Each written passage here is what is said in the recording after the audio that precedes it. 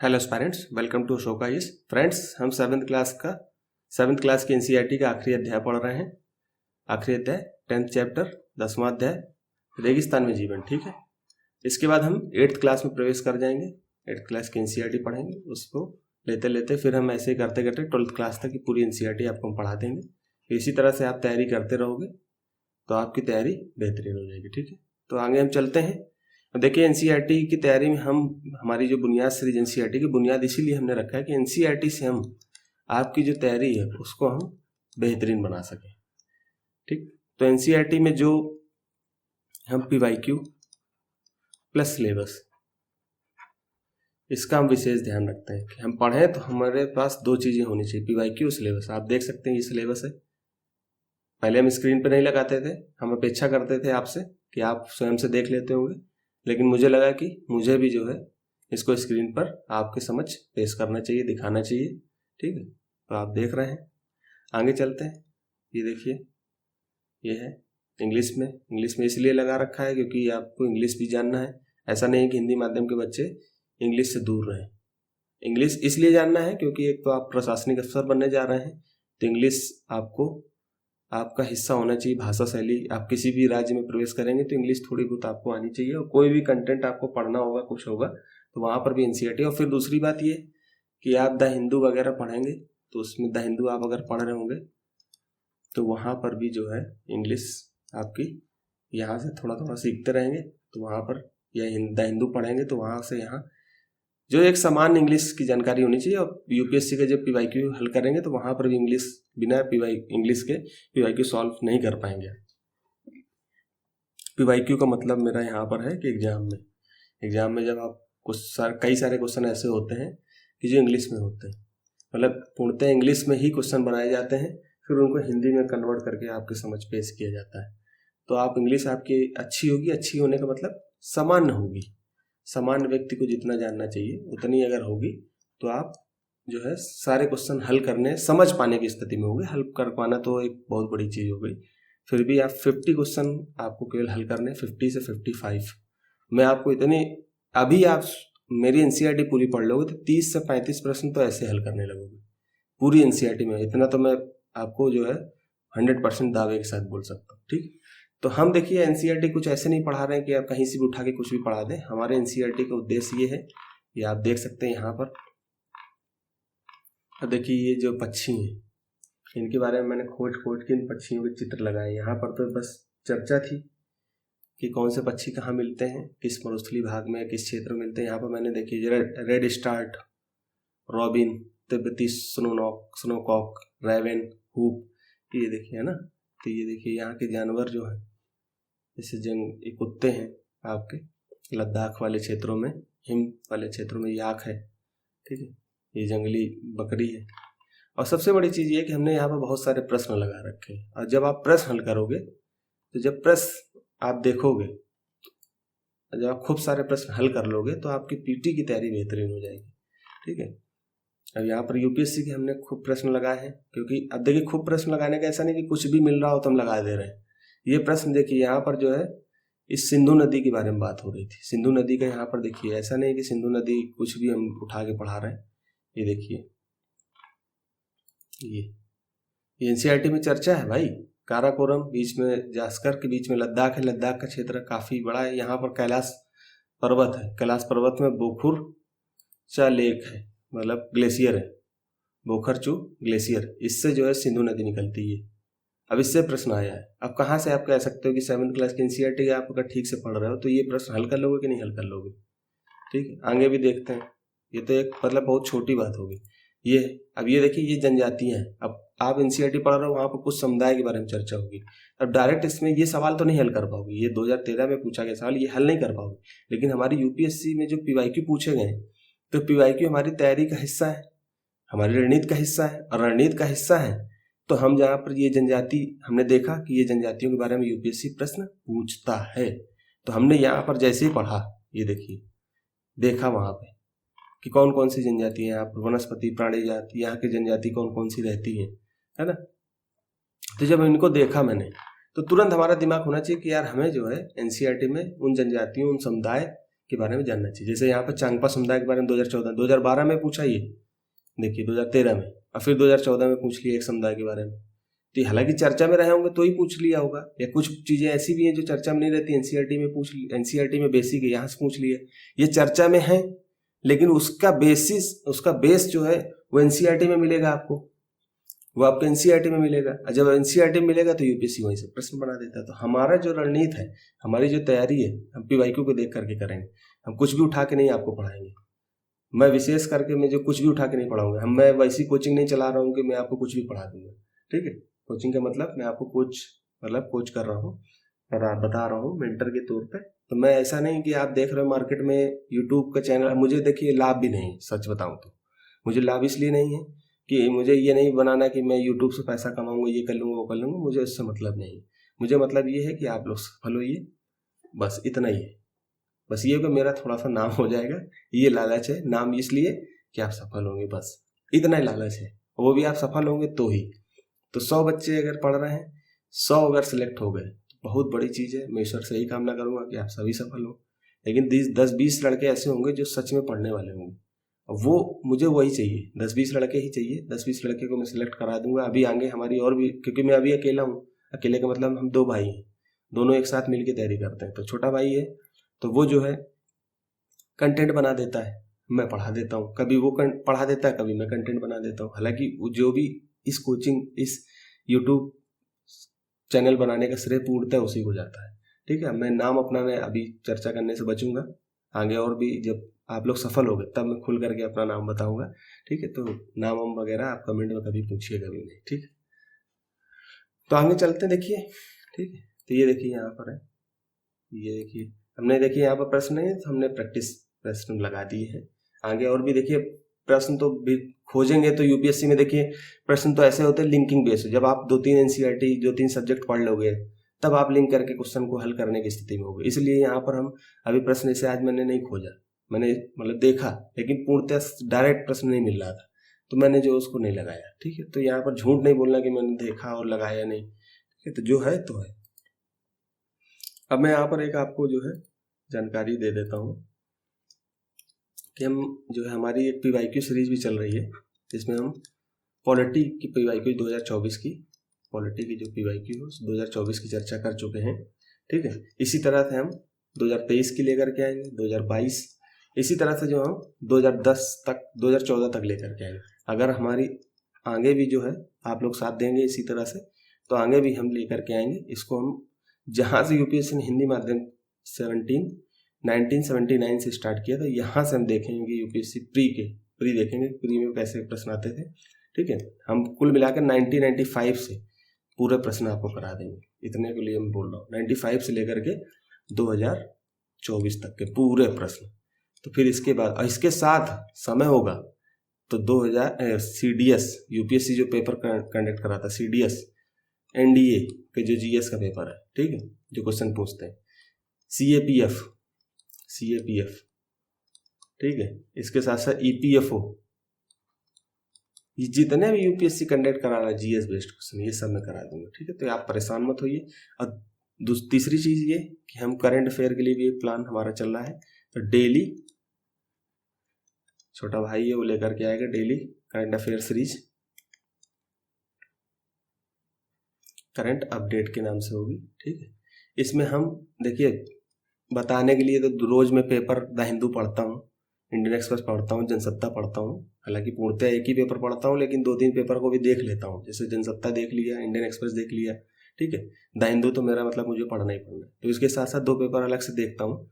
तो मैं ये देखता हूँ कि उनमें जो टॉपिक है, अब मैं पढ़ाने के लिए तो सीधे द हिंदू लगाऊंगा पढ़ा दूंगा, लेकिन मुझे काम नहीं करना है, कचड़ा मुझे बिल्कुल नहीं पढ़ाना है। मुझे पढ़ाना ये है कि मैं आपको टॉपिक दूंगा। पढ़ते हो आप, हो ना, और मैं भी पढ़ता हूँ। मैं आपको अभी एक टॉपिक चर्चा करूंगा तो एक तो मेरा पहली बात, मेरे पास सीमित समय है और आपके पास भी सीमित है। आप कुछ भी पढ़ने के लिए थोड़ी आएंगे यहाँ पे। तो मैं आपको ऐसा करूंगा कि आपको तैयार करूंगा। तो तैयार करने के लिए कुछ टॉपिक, जैसे इस समय ब्रिक्स चर्चा में चल रहा है, कजान में हुआ उसका सम्मेलन, SCO पाकिस्तान में हुआ, ठीक है। इसी तरह से जो है CBD चर्चा में है, CBD का सम्मेलन, ठीक है।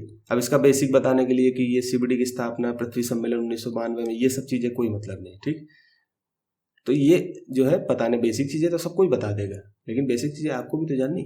जो चर्चा में है उसके बेसिक के बारे में आपको टॉपिक हम बता देंगे। जैसे संविधान की धारा 6 से चर्चा में चल रही है, तो ये सबसे प्रश्न बनते हैं, करंट अफेयर से प्रश्न बनते हैं। तो इसलिए आपको जो है तो इसकी तैयारी करते समय हम टॉपिक आपसे चर्चा कर देंगे। ठीक है, आप हमारे टेलीग्राम को देखिए, समझिए, वहाँ पर हम PYQ वगैरह सब कुछ उपलब्ध कराएंगे। ठीक है, तो इस तरह से आपको टॉपिक दे देंगे, आप उस करंट अफेयर की तैयारी ऐसे करेंगे। तो आप ऐसे जैसे टॉपिक दे दिया, अब आप कहीं करंट अफेयर पढ़ रहे हो, आप हो सकता है कि आपके लिए रेलिवेंट, आपने कुछ पढ़ा उसमें से कुछ छूट गया, तो हम रेलिवेंट टॉपिक आपको बता देंगे। और फिर आपको पता है गूगल में, मैगजीन में, हर जगह जो है आपको वो टॉपिक कहीं ना कहीं मिल जाएंगे। जब मिल जाएंगे तो फिर क्यों फालतू में समय खर्च करना। ठीक, इस तरह से जो है हम तैयारी करेंगे। आगे चलते हैं अब सीधे।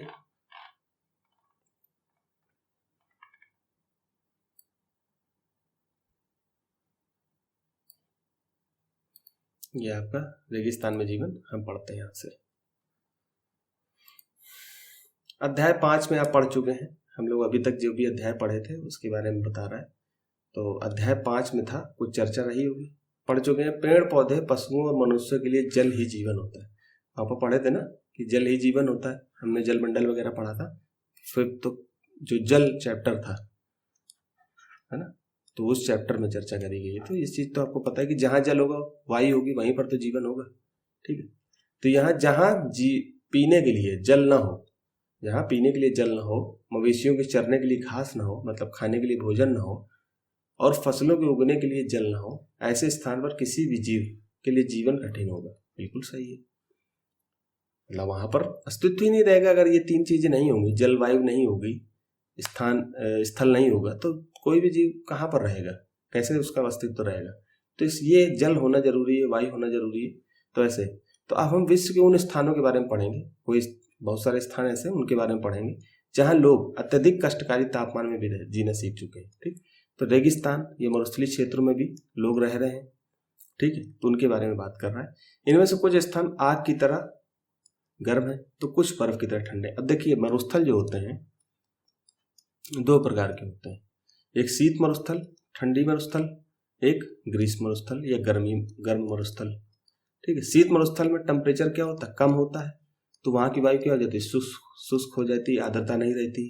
ठीक है, और ग्रीष्म में क्या होगा, टेम्परेचर अधिक होगा, वहाँ की वायु भी शुष्क हो जाएगी, तभी तो मरुस्थल बनेगा। तो ठीक है, तो शीत में आपको हम जैसे अपने यहाँ देख सकते हो, आप कौन सा मरुस्थल देख सकते हो, लद्दाख वगैरह का क्षेत्र देख सकते हो, तिब्बत वगैरह देख सकते हो, है ना। ग्रीष्म में आप सहारा मरुस्थल को देख सकते हो, अफ्रीका में जाकर के सहारा मरुस्थल।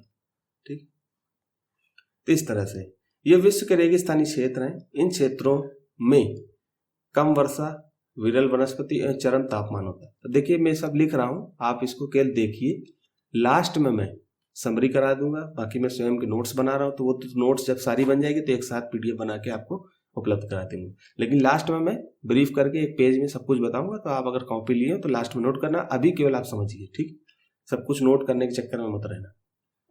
तो इनमें से कुछ स्थान आग की तरह गर्म है, तो कुछ बर्फ की तरह ठंडे हैं। ये विश्व के रेगिस्तानी क्षेत्र हैं। इन क्षेत्रों में कम वर्षा, रेगिस्तान का एक मूल क्षेत्र इसीलिए कहा जाता है क्योंकि वहाँ वर्षा कम होती, 25 सेंटीमीटर 20 सेंटीमीटर या बिल्कुल नहीं वर्षा होती।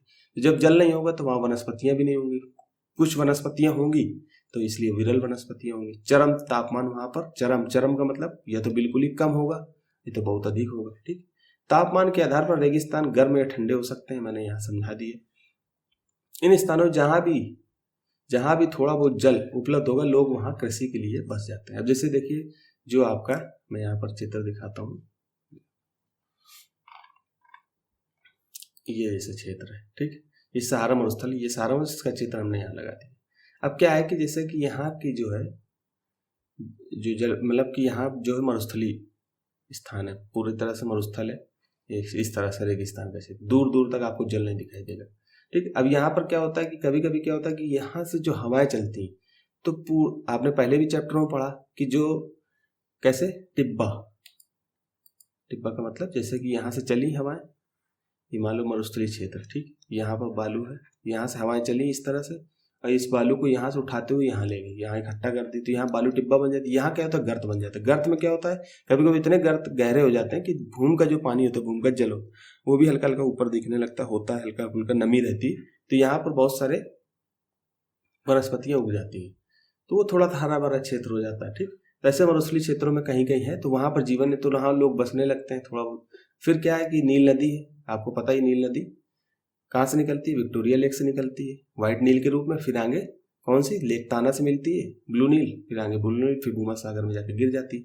अब क्या होता है, इसके आसपास जो मरुस्थलीय क्षेत्र है, यहाँ पर इससे जल मिल रहा है। अब कोई भी सभ्यता है वो नदी के किनारे बसती, तो सभ्यता के अलावा यहाँ लोग जो समुदाय यहाँ पर जीव जंतु वगैरह बसे, तो वहां पर क्या है, नदियों का बहुत बड़ा रोल रहा है। तो इसके आसपास जो जीव वगैरह जीवित हैं, तो यहीं पर क्या होगा, नदी से आसपास क्या होगा, खेती होने लगेगी। तो खजूर वगैरह की खेती आपको यहाँ पर दिखेगी। ठीक है, तो इसलिए जो है आप देखते हो कि जो अफ्रीका वगैरह से खजूर भारत में भी आता है ना, तो फिर वहां पर जीवन यापन होने लगता है। तो फिर आगे पढ़ते हैं, देखते हैं, इसलिए मैंने इसको दिखाया आपको। तो रेगिस्तान गर्म या ठंडे हो सकते हैं, ठंडे हो सकते हैं। इन स्थानों में जहां कहीं भी थोड़ा बहुत जल उपलब्ध होता है, लोग वहां कृषि करने के लिए बस जाते हैं। ठीक, तो यहाँ पर रेगिस्तान के बारे में पढ़ते हैं। रेगिस्तान क्या है, यह शुष्क प्रदेश है। शुष्क मतलब ठंडा भी होगा तो भी शुष्क होगा, और गर्म होगा तो भी शुष्क होगा। ठीक, तो यह एक शुष्क प्रदेश है जिसकी विशेषता अत्यधिक उच्च या निम्न तापमान या और विरल वनस्पतियां। ठीक, आगे बढ़ते हैं। ये सब चीज ये पता है, जहां ना समझ में कमेंट करना। गर्म रेगिस्तान सहारा, सहारा के बारे में पढ़ना है। अभी मैंने चित्र भी दिखाया आपको। विश्व एवं अफ्रीका महाद्वीप, विश्व एवं अफ्रीका महाद्वीप के मानचित्र को देखिए। आप जब भी पढ़ें, मेरी क्लास जब ज्योग्राफी की कर रहे हो, तो आपको सर्वप्रथम कुछ नियम है। नियम का मतलब एटलस लेके बैठना है आपको, और एटलस आपको इंग्लिश का लेना है। ठीक, हिंदी का नहीं लेना है बिल्कुल। हिंदी का ले लोगे तो फिर कुछ क्षेत्र आपको मिलेंगे नहीं, अब मिलेंगे भी तो हिंदी में उनकी मीनिंग ऐसी लिखी होगी, मैं यहाँ कुछ बोलूंगा आपको कुछ और वहां पर दिखाई देगा। तो इसलिए जो है मानचित्र लेकर के बैठिए, और जब भी पढ़िए तो तुरंत मानचित्र में देखिए। मैंने सारा मरुस्थल बोला, अफ्रीका बोला, विश्व बोला, तो वर्ल्ड का मैप देखिए, फिर अफ्रीका को देखिए, फिर अफ्रीका का स्पेशली मैप खोल लीजिए। ठीक है, तो आप देखिए, तो अफ्रीका के बड़े भूभाग पर फैले सहारा के रेगिस्तान का पता लगाएं। तो मैंने दिखाई दिया सहारा रेगिस्तान, तो आप उसको देखिए। विश्व का सबसे बड़ा रेगिस्तान है सहारा रेगिस्तान। यह लगभग 8.54 लाख वर्ग किलोमीटर क्षेत्र में फैला है। अब भारत किस में फैला है, 3.2 लाख वर्ग किलोमीटर में। तो इसमें कुल मिलाकर बताना है कि कई 3-4 भारत इस मरुस्थल में समा जाएंगे, इतना बड़ा क्षेत्र होता है। ठीक, तो वर्ग किलोमीटर के क्षेत्र में फैला हुआ। क्या आपको याद है कि भारत का क्षेत्रफल 3.2 लाख वर्ग किलोमीटर है। सहारा रेगिस्तान 11 देशों से घिरा है। अब तुरंत मैं एटलस उठाइए, अब मैं यहाँ बताऊंगा सहारा रेगिस्तान में कौन कौन से जो है देश आते हैं। तो जैसे अल्जीरिया हो गया, ठीक है, जैसे ये देश, ये आपका अफ्रीका का मानचित्र है। ठीक,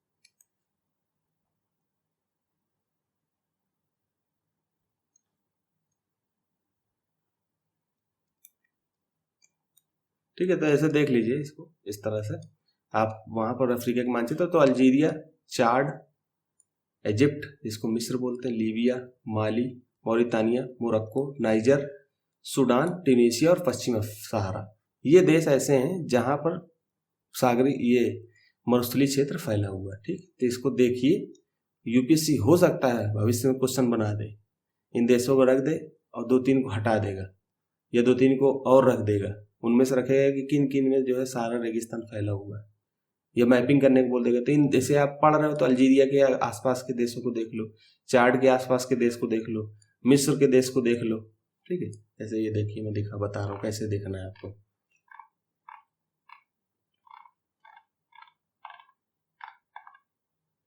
ये अब जैसे ये है मैंने बताया, अब आपको करना क्या है कि अल्जीरिया है, ठीक है, तो ये अल्जीरिया है, तो इसके आसपास को देश को कैसे देखना है, 360 डिग्री देखना, ऐसे क्लॉकवाइज देख लो या एंटी क्लॉकवाइज देख लो। ठीक, तो आपको करना क्या है, जैसे अल्जीरिया है तो आपके यहाँ पर क्या है, ये आपका उत्तर, ये दक्षिण, ये पश्चिम, ये पूरब। तो पश्चिम उत्तर के बीच में आपको मोरक्को, तो तुरंत वहीं पर लिख लो कि ये पश्चिम उत्तर क्षेत्र में मोरक्को है, उत्तर में ट्यूनीशिया है, पूर्व में लीबिया है, और पश्चिम में तुम्हारे कौन कौन से देश हो जाएंगे, मॉरिटानिया और माली, दक्षिण में माली, फिर नाइजर भी हो जाएगा। यूपीएससी बना देता है कि अल्जीरिया निम्नलिखित में से किन देशों से घिरा हुआ है। ठीक, प्रश्न ऐसे डायरेक्ट नहीं बनाएगा, कोई हो सकता है कि कोई चर्चा में भी से रहा हो, तो एनसीईआरटी कर रहे हैं तो यहीं पर थोड़ी थोड़ी मैपिंग भी करते रहे। ठीक है, तो मैपिंग मैं अलग से कराऊंगा, बहुत बेहतरीन कराऊंगा, आप परेशान मत होइए। बाकी देखिए खुद से भी थोड़ी थोड़ी तैयारी अभी से करते रहिए। जब मैं एनसीईआरटी कर रहा हूँ तो मैं आपको बेसिक चीज़ें बता रहा हूँ। ठीक है, बेफजूल की देखिए एनसीईआरटी बहुत से लोग पढ़ा रहे हैं, बड़ी बड़ी संस्थान पढ़ा रहे हैं, अब उनसे हम मुकाबला नहीं कर सकते। मुकाबला किस स्तर पे, कंटेंट के बेस पे तो हमारा कंटेंट बहुत बेहतरीन है, हम फ्री में दे रहे हैं। अब वो 20-20 हज़ार रुपये ले रहे हैं, अब क्या दे रहे हैं, इन्हीं की जो शॉर्ट नोट्स बना के आपको उपलब्ध करा देंगे, कह देंगे 20,000 दो, अब उनसे प्रश्न ऐसे फंसना नहीं, और 50 ठो नॉलेज और अलग से ज्ञान दे देंगे जिसका कोई मतलब नहीं है। ठीक, आगे बढ़ते हैं। अब देखिए आलोचना तुम लोगों को पढ़ाते पढ़ाते करने ही लगता हूँ, बहुत बचता हूँ कि आलोचना ना करूँ किसी संस्थान वगैरह, क्या मतलब मुझे, लेकिन अब कुछ कंटेंट आप लोगों को लूटा जाता है, पैसे खींचे जाते हैं, तो थोड़ा सा दुख तो होता ही है। अब यहाँ पर फ्री में कंटेंट दिया जा रहा है तो भी आप जो है नहीं देखते हैं।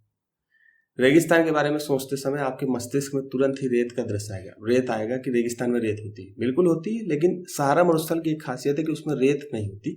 रेत के अलावा मतलब रेत नहीं होती, रेत बजरी होती वहाँ, बजरी, और बड़ी बड़ी चट्टानें होती, नग्न चट्टानें होती हैं, उससे पठार वगैरह की स्थिति आपको मिलेगी। ठीक, पठार चट्टान होगी, उसी को हम पठार, ऊंची होती है, सपाट होती है, हमने सब कुछ बता ही रखा है। बजरी क्या होगी, अब जैसे आप सोच रहे हो रेत, तो बजरी कैसे, रेत से पहले बजरी होती है, जैसे कि हमने चट्टान वाले अग्नि चट्टान वगैरह पढ़ाया था आपको, तो आप चट्टान वाला जो चैप्टर इसमें फ्री मिनट सीरीज में भी अलग से डाल रखा है, और एनसीईआरटी में भी पहले मैंने चर्चा करी है क्लासों में, तो आप पहले से देख रहे होंगे तो आपको पता ही होगा। तो जब भी अग्नि चट्टान के बाद क्या अवसादी चट्टान बनती है, अवसादी चट्टानों में क्या होता है कि अवसाद छोटे छोटे टुकड़े चट्टानों के टूट करके अवसाद में तब्दील होते हैं, बदलते हैं, बदल के फिर वो कई सारे चट्टानों का रूप लेते हैं, तो जैसे गुलास में बनता है।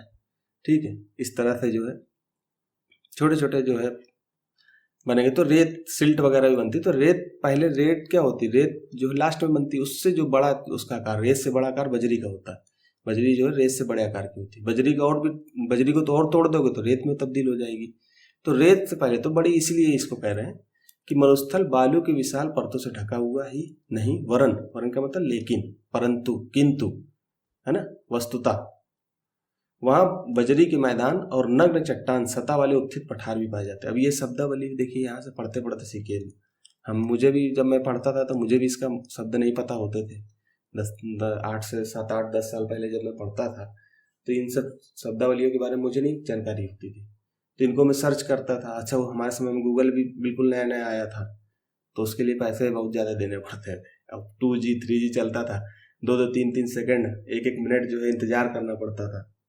ठीक है, अब आपको यहाँ बता रहा हूँ तो आप इसको देख लीजिए। इसके जब वरन का मतलब बल्कि, लेकिन, किंतु, परंतु, इस तरह के वर्ड। ठीक है, वहां बजरी बजाय, वहां बजरी के मैदान और नग्न चट्टानी सतह वाले उत्थित पठार भी पाए जाते हैं। ये चट्टानी सतह कुछ स्थानों पर 2500 मीटर से भी अधिक ऊंची है। ठीक, अरे देखिए आपको चित्र दिखा रहे हैं, रेगिस्तान का चित्र देखिए, आनंद लीजिए रेगिस्तान का। ठीक, यहाँ का जो रेगिस्तान का मुख्य जानवर जो है, आपको रेगिस्तान का जहाज हम लोग बचपन से पढ़ते आ रहे हैं, ऊंट को बोलते हैं। ठीक, आगे देखते हैं। ये चित्र मैंने बता ही दिया आपको, दिखाई दिया। ठीक, इसी की जलवायु की, जहां आप देखिए हमने सारे जो है महाद्वीप के हिस्से पढ़ लिए थे, उत्तरी अमेरिका के बारे में पढ़ लिया, दक्षिणी अमेरिका में भी देख लिया, यूरोप के भी कुछ हिस्से देखे, रसिया वगैरह देख लिया ना, शीतोष्णकटिबंधीय क्षेत्र देख लिए, उष्णकटिबंधीय क्षेत्र देख लिए। तो इसी तरह से जो है आगे अभी हम और भी अब मानव भूगोल भी पढ़ेंगे आगे 11वीं-12वीं की क्लासों में, तो वहाँ भी चर्चा करेंगे। अब वहाँ की जलवायु कैसी, भाई क्षेत्र तो देखा, अब वहाँ की जलवायु देखनी पड़ेगी आपको। अब यहाँ पर मैं आपको थोड़ा सा ये साइड पर, आपको ये जानकर आश्चर्य होगा कि आज का सहारा रेगिस्तान एक समय में पूर्णतः हरा भरा मैदान था। ठीक, रहा है पहले। सहारे गुफाओं से प्राप्त चित्रों से ज्ञात होता है कि यहाँ नदियां, मगरमच्छ पाए जाते थे। हाथी, शेर, जिराफ, शुतुरमुर्ग, भेड़, पशु तथा बकरियां सामान्य जानवर थे, परंतु यहाँ के जलवायु परिवर्तन ने इसे बहुत गर्म व शुष्क प्रदेश में बदल दिया। धीरे धीरे आप देखिए मरुस्थलीय क्षेत्र बढ़ भी रहा है। मैंने प्रश्न भी लगाया है प्रैक्टिस में कि मरुस्थलीय क्षेत्र जो बढ़ रहे हैं उसका कारण क्या है, उसकी रोकथाम के उपाय क्या है, इस पर आपको चर्चा करनी है। ठीक है, तो कभी क्या अब धीरे धीरे बढ़ रहा है, तो मान लो ये क्षेत्र रेगिस्तान है, अब यहाँ वाला क्षेत्र हरा भरा है, तो धीरे धीरे इसका आकार बढ़ रहा है, तो ये भी क्षेत्र, तुम खुद भी जलवायु परिवर्तित हो रही, गर्म जलवायु हो रही, कोई भी वनस्पति जो है क्या हो रही है, पनप नहीं पा रही, गर्म जलवायु के कारण वो खत्म हो रही है, तो धीरे धीरे वो भी मरुस्थल वाली स्थिति बन रही है। ठीक, तो ऐसा कभी रहा होगा। तो सहारा रेगिस्तान की जलवायु अत्यधिक गर्म एवं शुष्क है।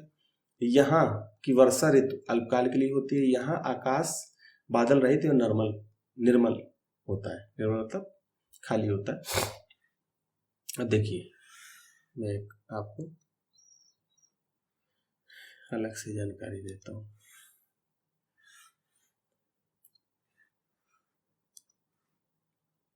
देखिए ये जो है आपका मान लो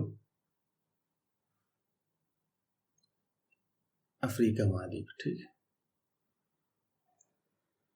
ठीक, ये आपका जो है ये हिंद महासागर का क्षेत्र हो गया। ठीक, ये आपका भारत है, इस तरह से जो है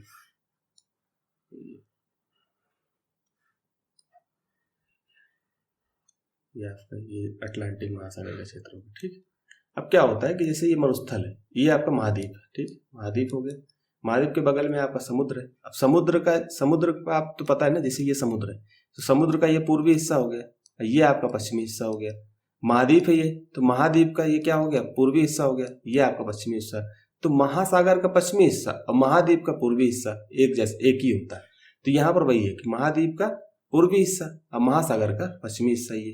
तो ये क्या हो रहा है कि ये मैं यहाँ पर इसको हटा देता हूँ, ये महासागर है, ये आपका महासागर है। ठीक, ये तो महासागर में क्या होता है कि हमेशा आपको पता है कि जैसे ये जो है ये आपकी पृथ्वी है, ये 0 डिग्री सेल्सियस, 0 डिग्री अक्षांश है, विषुवत रेखीय, यहाँ से 30 डिग्री ये मोटा मोटा 23.5 होता है, लेकिन 30 इसके बीच में ट्रेड विंड चलती है ऐसे, जो पूर्व से पश्चिम। पृथ्वी कैसे घूमती है, पश्चिम से पूर्व, तो पृथ्वी ऐसे घूम रही तो हवा इधर आती है। ठीक, इसको कभी इसका भी कॉन्सेप्ट समझेंगे, अभी आप केवल नॉर्मल आप समझिए कि क्या है।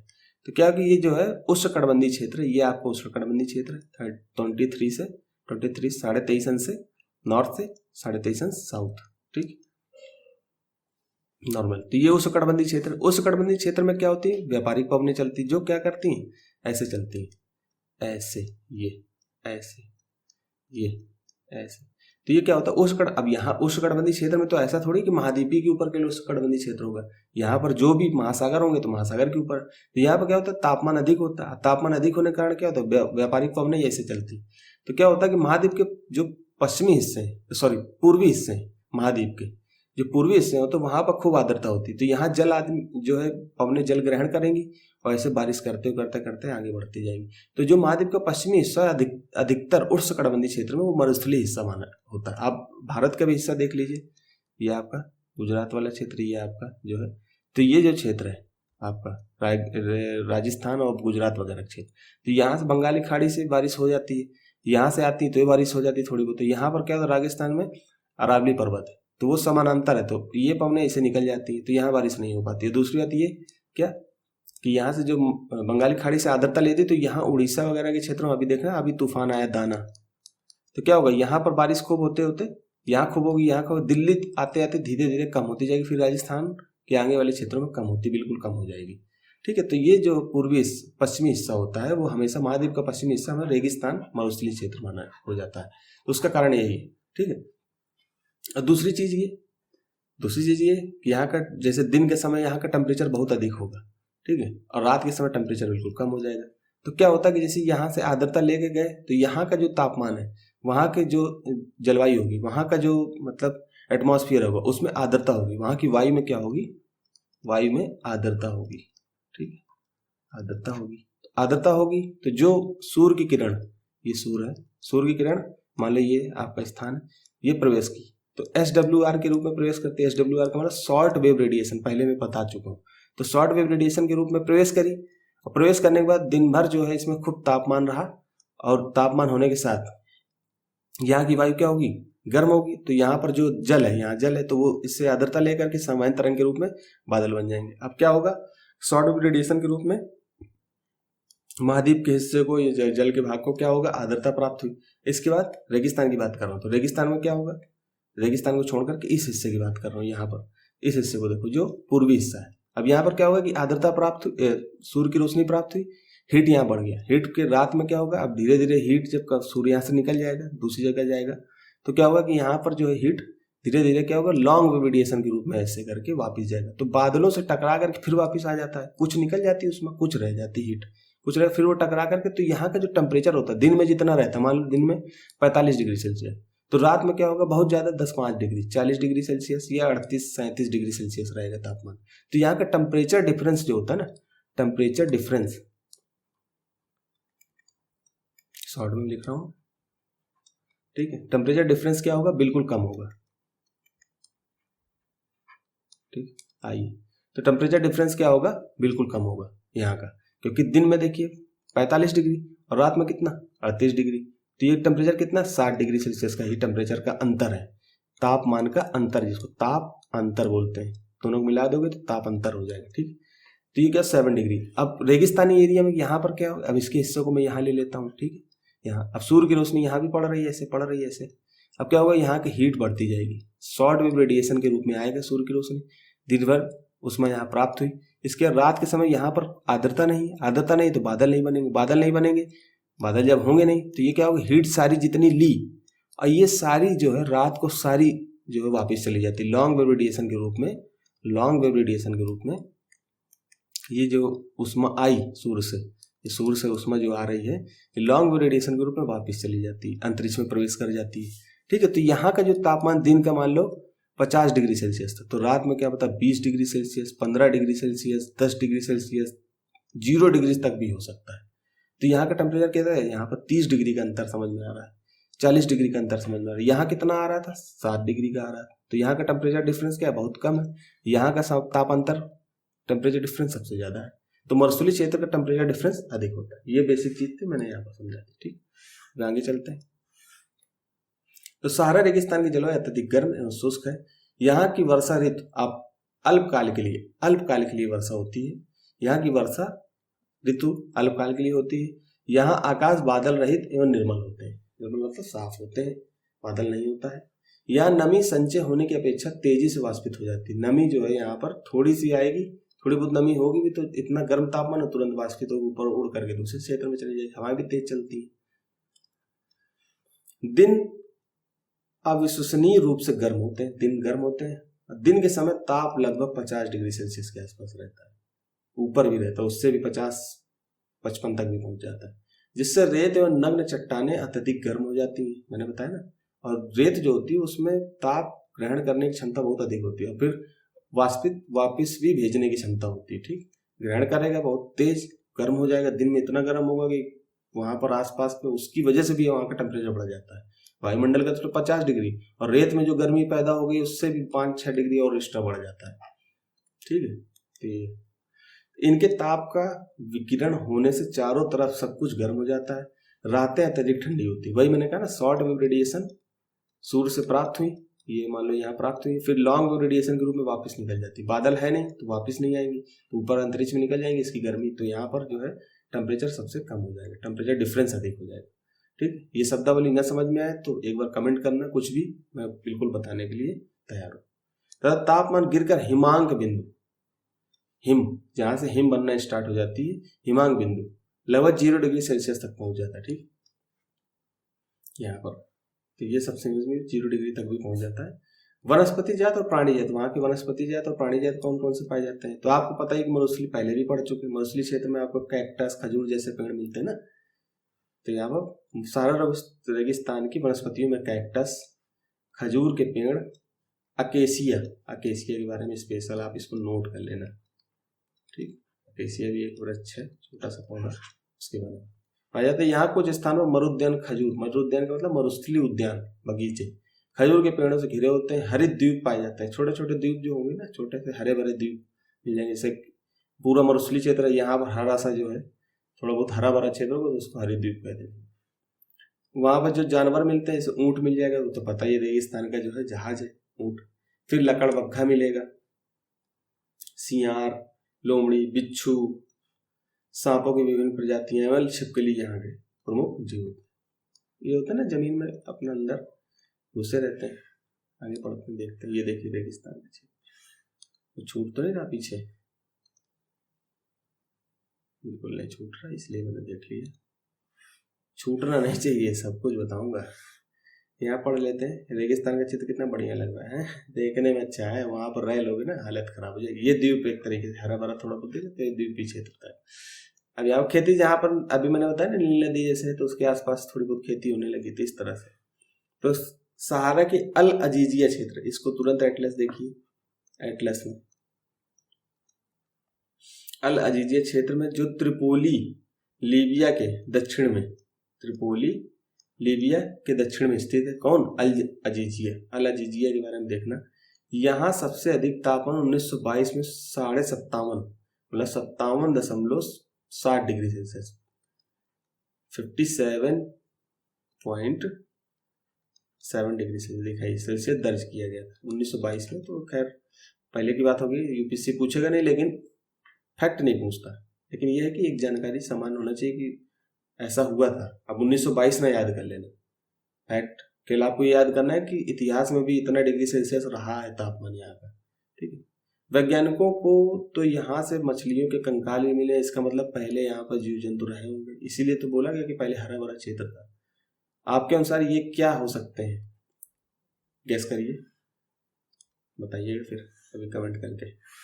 अब वहाँ के लोग कैसे, जहाँ की जनजातियां समुदाय रहती है, उसी से यूपीएससी प्रश्न बनाता है ना। तो सहारा रेगिस्तान की कष्टकारी जलवायु में विभिन्न समुदाय के लोग निवास करते हैं, जो विभिन्न विभिन्न क्रियाकलापों में भाग लेते हैं। इनमें बेदुइन, अलग से लिख देता हूं, बेदुइन और तुआरेग भी शामिल है। इनमें बेदुइन और तुआरेग चलवासी जनजाति वाले ये लोग। अब ये जो बेदुइन, तुआरेग, ये कैसी जनजातियां हैं, समुदाय है? चलवासी। चलवासी का मतलब एक जगह, अभी मैंने बताया था ना पिछले, झूम कृषि बताई थी आपको, स्लैश एंड बर्न कृषि बताई थी, है ना। स्लैश एंड बर्न का मतलब यहाँ पर कुछ दिन रहे, खेती की, अनाज उगाया, यहाँ से अनाजों को जो अनाजों के अवशेष थे उनको जला करके चले गए, फिर यहाँ बस गए पशुपालन के लिए, पशुपालन भी करते रहे, यहाँ पर खेती किए कुछ दिन, फिर यहाँ से करके फिर किसी और क्षेत्र में चले गए, यहीं वापिस आ गए। तो यहाँ 2-3 साल खाली पड़ा रहा, तो उसमें जो उसकी उर्वरक शक्ति खेत की और अच्छी हो गई, फिर यहाँ फिर से उगाए, फिर खाए, पशुओं को चारे कराया। तो ऐसे चलता है जीवन। तो इनको चलवासी समुदाय बोल देते हैं। ठीक, मतलब घुमक्कड़ टाइप के।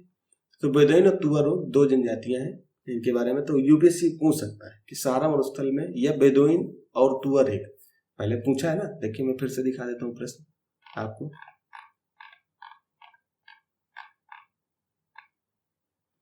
ये देखिए, चांगपा समुदाय के संदर्भ में लिखित कथनों पर विचार कीजिए। वे मुख्यतः उत्तराखंड राज्य में रहते हैं। उत्तराखंड बोला ना।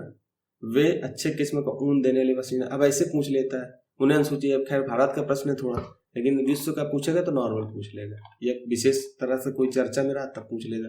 अब मैंने ये प्रश्न इसलिए लगा दिया कि आपको समुदाय के बारे में पता तो हो कि ऐसे पूछ सकता है प्रश्न। हमारी स्ट्रेटजी का हिस्सा भी है, हमारी स्ट्रेटजी का हिस्सा भी है क्या, पीवाईक्यू। तो जब पीवाईक्यू है तो पीवाईक्यू से ही तो हम तैयारी करेंगे, कि ऐसे कहीं से भी कुछ भी उठा के थोड़ी पढ़ने लगेंगे। ठीक है। तो वहां पर हमको बेदुइन और तुआरेग, अब इनको नोट कर लेना, बाकी मैं अभी लास्ट में सब कुछ नोट करा दूंगा, परेशान मत होइए। ठीक।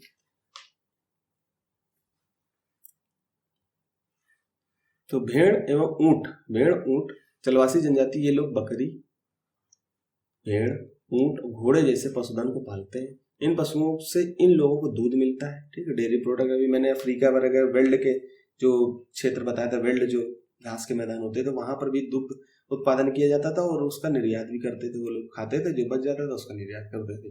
ठीक। इनकी खाल, भाई ये इनकी खाल भी होगी, तो उनको क्या करेंगे, पेटी, जूते, पानी की बोतल बनाने के लिए भी चमड़ा प्राप्त करते हैं। ठीक। तो ये चीज हो गई। मतलब यहाँ पर जो इनसे क्या, अब यहाँ पर क्या हो स्थापित होगा, पेटी, जूते, पानी के उद्योग, छोटे मोटे घर के स्तर पर हस्तशिल्प उद्योग टाइप के स्थापित हो जाएंगे। और वहां पर क्या होगा, ये बनाया जाएगा। वहाँ पर अब इनकी डिमांड भी होगी, तो ऐसे उद्योग भी छोटे मोटे स्टार्ट हो जाते हैं। तो ये खैर वो उद्योग का बहुत बड़ा वो मानक नहीं होगा, बहुत बड़ी चीज़ नहीं होगी, लेकिन हम ये याद रखेंगे कि चमड़े का यूज क्या होता है यहाँ पे। ठीक, तथा पशुओं के बालों का उपयोग चटाई, जो पशुओं के बाल होते हैं उनके लिए चटाई, कालीन, कपड़े और कंबल बनाने के लिए होता है।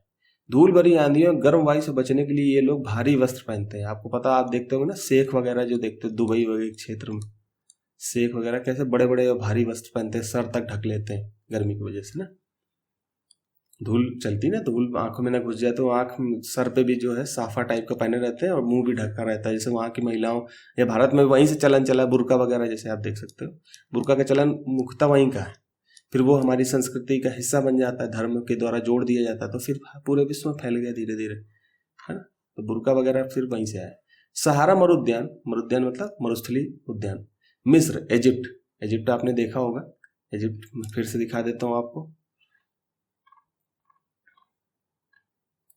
ये देखिए, इजिप्ट को ही मिस्र बोलते हैं, ये क्षेत्र, ये ठीक,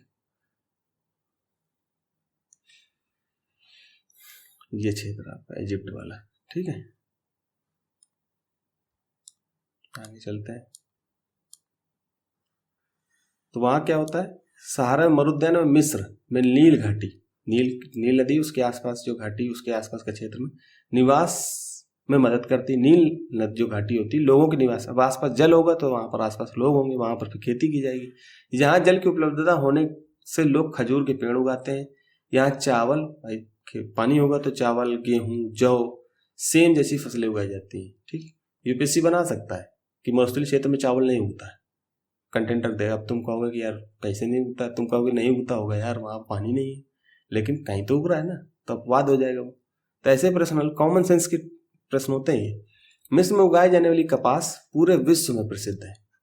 ठीक, मिस्र में उगाई जाने वाली जो कपास होती है ना वो पूरे विश्व में, कपास पूछ लेगा, कपास जो है मरुस्थलीय क्षेत्र में मिस्र में नहीं उगाई जाती। तो ऐसे यूपी से प्रश्न बनाएगा जब आप इसको अच्छे से बिटवीन द लाइन, इन लाइनों के बीच में भी कुछ छुपा हो उसको बारे में मतलब सोचना। अब आपको सोचने वाला प्राणी ही बनाना है मुझे। आप जो है कुछ भी सब कुछ रट्टू तोता नहीं बनना है, सब कुछ पढ़ना नहीं है, कुछ पढ़ा उस पर विचार किए। अब मिस्र में उगाई जाने वाली कपास, अब इसके बारे में और सोचो कि वहाँ कपास उत्पादन होगा, फिर निर्यात होगा, वो भारत में आएगा, फिर उसकी प्रोसेसिंग होगी, फिर उससे टी शर्ट बनेगी, फिर वो टी शर्ट का उत्पादन होगा, फिर हम उसको बाहर के देशों में, ये भारत के अन्य राज्यों में उसको भेजेंगे, तो हमारा आर्थिक पक्ष, हमें टैक्स पैसा प्राप्त होगा, पैसा होगा तो हम क्या करेंगे, ये वस्तु खरीदेंगे, वो वस्तु खरीदेंगे, इससे आर्थिक पक्ष के बारे में हमने जान लिया। ठीक, तेल की खोज संपूर्ण विश्व में अत्यधिक मांग वाले इस उत्पाद का अल्जीरिया, लीबिया, मिस्र में होने के कारण सहारा रेगिस्तान में तेजी से परिवर्तन हो रहा है। तेल की जो खोज है संपूर्ण विश्व में अत्यधिक मांग, तेल की खोज है, और तेल की जो है पूरे विश्व में पेट्रो उत्पाद की बहुत मांग होती है, डिमांड होती है। ठीक है, तो मांग वाले इस उत्पाद का अल्जीरिया, लीबिया, मिस्र में होने के कारण सहारा रेगिस्तान में तेजी से परिवर्तन, और इस क्षेत्र में प्राप्त अन्य महत्वपूर्ण खनिजों में जैसे लोहा, देखिए यहीं पर जान लो, फास्फोरस पहले भी मैंने बताया था कहाँ पर कौन कौन से खनिज पदार्थ मिलते हैं, मैग्नीज और यूरेनियम। यूरेनियम महत्वपूर्ण है, very very important. Uranium UPSC पूछ लेता है कि इस तरह के जो पदार्थ है, खनिज पदार्थ निम्नलिखित में से कहाँ नहीं मिलेंगे या कहाँ मिलेंगे, इस तरह से बना देगा ना। तो यहाँ पर कौन कौन से जो है पदार्थ है, लोहा है, लोहा, फास्फोरस, मैग्नीज आधा होगा, ठीक, मैग्नीज और यूरेनियम। यूरेनियम काफ़ी इंपॉर्टेंट है, वर्तमान में आप देख रहे हो कि हमारे लिए यूरेनियम कितना महत्वपूर्ण है। उसकी नई नई टेक्नोलॉजी आ रही है, उसका यूज भी आगे होगा, पहले भी हो रहा है और भी आगे देखिए। ठीक, तो ये देखिए ये आपका जो नील नदी है, नील नदी विक्टोरिया लेक से निकलती है, विक्टोरिया लेक से निकलेगी, आगे निकलते निकलते ये व्हाइट नील के रूप में जानी जाएगी, फिर आगे जाकर लेक ताना मिल जाएगी इसमें, ये जैसे ये लेक ताना से निकलती है ब्लू नील, वो आपको मिल जाएगी, फिर आगे जाके ये ब्लू नील सीधे जाके भूमध्य सागर में गिर जाती है, आपको मेडिटेरियन सी। ठीक है, ये लाल सागर है। ठीक, तो ये है आपका क्षेत्र, इसके आसपास जो घाटी है उस पर जो बसे हुए क्षेत्र है, यहाँ पर ये कुछ नाम दिए हुए हैं, इनको खैर थोड़ा बहुत जान लेना। ठीक है, तो ये इस तरह से जो है ये क्षेत्र। अब इसके आसपास जो खेती होगी, खजूर की खेती होगी, पशुपालन होगा, जल उपलब्ध है तो चावल, जौ, इस तरह की खेती होगी ना। सहारा खान पान जैसा होगा वहां फिर वैसी संस्कृति तैयार होगी, तो उसको सांस्कृतिक जीवन शैली भी बोल देंगे। सांस्कृतिक पक्ष को हम इतिहास में पढ़ेंगे, खैर वर्ल्ड हिस्ट्री में थोड़ा बहुत चर्चा पढ़ेंगे, बाकी हर जगह का कुछ नहीं पढ़ना, जीएस हमको सिर्फ भारत का पढ़ना है, ठीक। बाकी वर्ल्ड हिस्ट्री का कुछ हिस्सा है तो उसको हम 1700 ईस्वी के आसपास से पढ़ेंगे। बाकी प्रबोधन ले लोगे तो 1400 ईस्वी हो जाएगी, तो वो हम बाद में चर्चा करके उसको आपको बता देंगे, ठीक। सहारा की सांस्कृतिक जीवन शैली में परिवर्तन आ रहा है। भाई संस्कृति कैसे बदलेगी? धीरे धीरे नए नए टेक्नोलॉजी आ रही, आप उसको जीवन में प्रवेश कर लोगे, जीवन में जो चीज प्रवेश हो जाएगी, जिसका यूज आप कर रहे हो, खान पान, कैसे उठना बैठना, वही तो आपकी संस्कृति है, ठीक है। सभ्यता एक बड़ा शब्द होता है, संस्कृति उसका एक हिस्सा होता है। सभ्यता क्या होता है कि जब कई सारी संस्कृतियां हैं, आपका यहाँ का खान पान कैसा है, यहाँ का कैसा है, यहाँ का कैसा है, यहाँ लोग कैसे कपड़े पहनते हैं, यहाँ कैसे रहते हैं, इस सबको मिला दोगे तो एक सभ्यता बन जाएगी। संस्कृति उसका एक छोटा हिस्सा होता है, तो मैंने थोड़ी सी चर्चा बता दी, आप इसको जान लेना, फिर कभी चर्चा करेंगे। तो हाँ, आज यहाँ मस्जिदों में ऊंचे कांच की खिड़कियों वाले भवन, ऊंटों के प्राचीन मार्ग। पहले क्या होता था कि गाड़ी वगैरह थी नहीं, मतलब मोटर गाड़ी नहीं थी, तो जानवरों में जो गाड़ियां बनाई जाती थी, जैसे बैलगाड़ी, ऊंट गाड़ी, तो उनके लिए मार्ग होते थे ऐसे, तो उनके लिए ऊंट जाने के लिए जो मार्ग होते थे, बड़े बड़े राजा महाराजा हाथी ऊंट से चलते थे, तो ऊंट के प्राचीन मार्ग के स्थान पर सुपर मार्ग बन गए। अब ऊंट के जो मार्ग थे उन्हीं पर सुपर मार्ग आज के समय मोटर गाड़ी चलने के लिए बन गए। नमक के व्यापार में ऊंटों का स्थान ट्रक ले रहे हैं, ठीक है। पहले ऊंट लेके जाते थे, तुअरोग अभी हमने बेदुइन तुअरोग पढ़ा ना। विदेशी पर्यटकों के लिए मार्गदर्शक का काम करें, गाइड का भी। भाई पहले के लोग हैं, अब संस्कृति ये क्षेत्र है, यहाँ पर तुअरोग ये बेदुइन जनजातियां रहती हैं, ये समुदाय रहते हैं। तुअरोग क्या कर रहे हैं, यहाँ के लोग जो बाहर से आते हैं, यहाँ जानते हैं यहाँ की संस्कृति कैसे, कुछ स्थल ऐसे होंगे, तुअरोग इनको क्या कर रहे हैं, गाइड कर रहे हैं। यहाँ के लोग उन अपने बारे में बताते हैं। आप आपके गाँव के बारे में आप सब कुछ जानते हो, अपने गाँव के बारे में। मैं आपके गाँव पहुंचा तो आपने मुझे सब कुछ बताया कि गांव में यहाँ पर प्रधान का मकान है, यहाँ कुआं है, इसके बीच में एक राजा थे, वो पहले रहते थे। अब मैं जाने लगा, ऐसे बहुत सारे लोग जाने लगे, तो ये आपका पर्यटन स्थल बन गया। अब उनके बारे में आप बताने लगो तो आप क्या हो जाओगे, गाइड हो, मार्गदर्शक हो जाओगे, ठीक है। तो वही काम कर रहे हैं। तो कौन कर रहा है, तुअरोग लोग कर रहे हैं, तुअरोग वहाँ का समुदाय।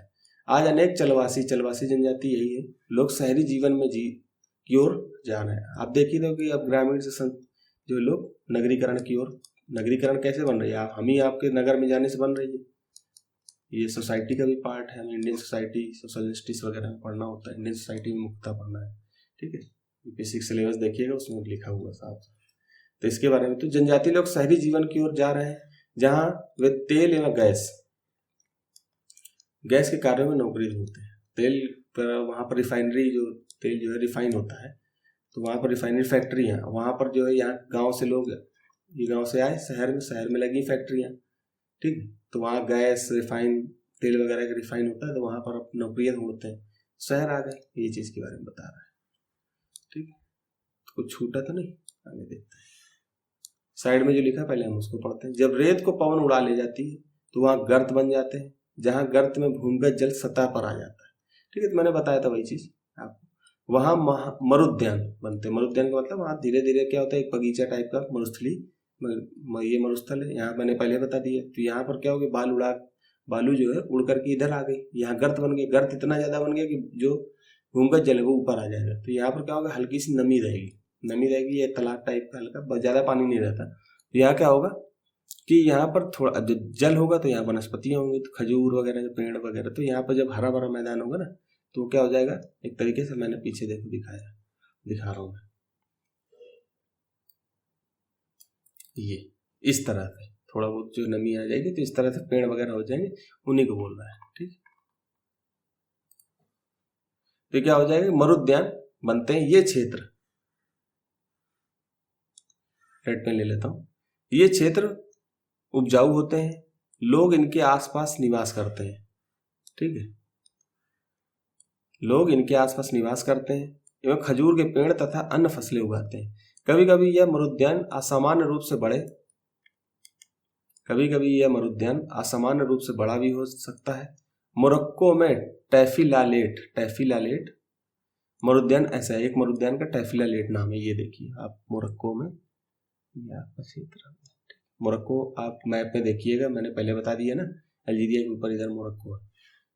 मरुद्यान ऐसा ही एक विशाल मरुद्यान है जो 13,000 वर्ग किलोमीटर के क्षेत्र में फैला हुआ है ये क्षेत्र, ठीक। तो इसके बारे में आपको देखना है, आप इसको देखिएगा। अब मोरक्को के आसपास के देशों के नाम बताना कमेंट में, ठीक। सब कुछ मैं नहीं पढ़ाऊंगा। चलो कोई नहीं, नाराज नहीं होते हैं, चुपचाप पढ़ते हैं। लेकिन ये है कि नाराजगी इसलिए थोड़ी हो जाती है कि यार थोड़ा सा आप लोग अवेयर रहिए, ठीक है। क्लास लंबी नहीं करेंगे, लेकिन अब कंटेंट हमें बताना है तो थोड़ी बहुत लंबी भी होगी, तो समझौता ना करना, चुपचाप बैठ के देख लेना, ठीक है। ठंडा रेगिस्तान लद्दाख।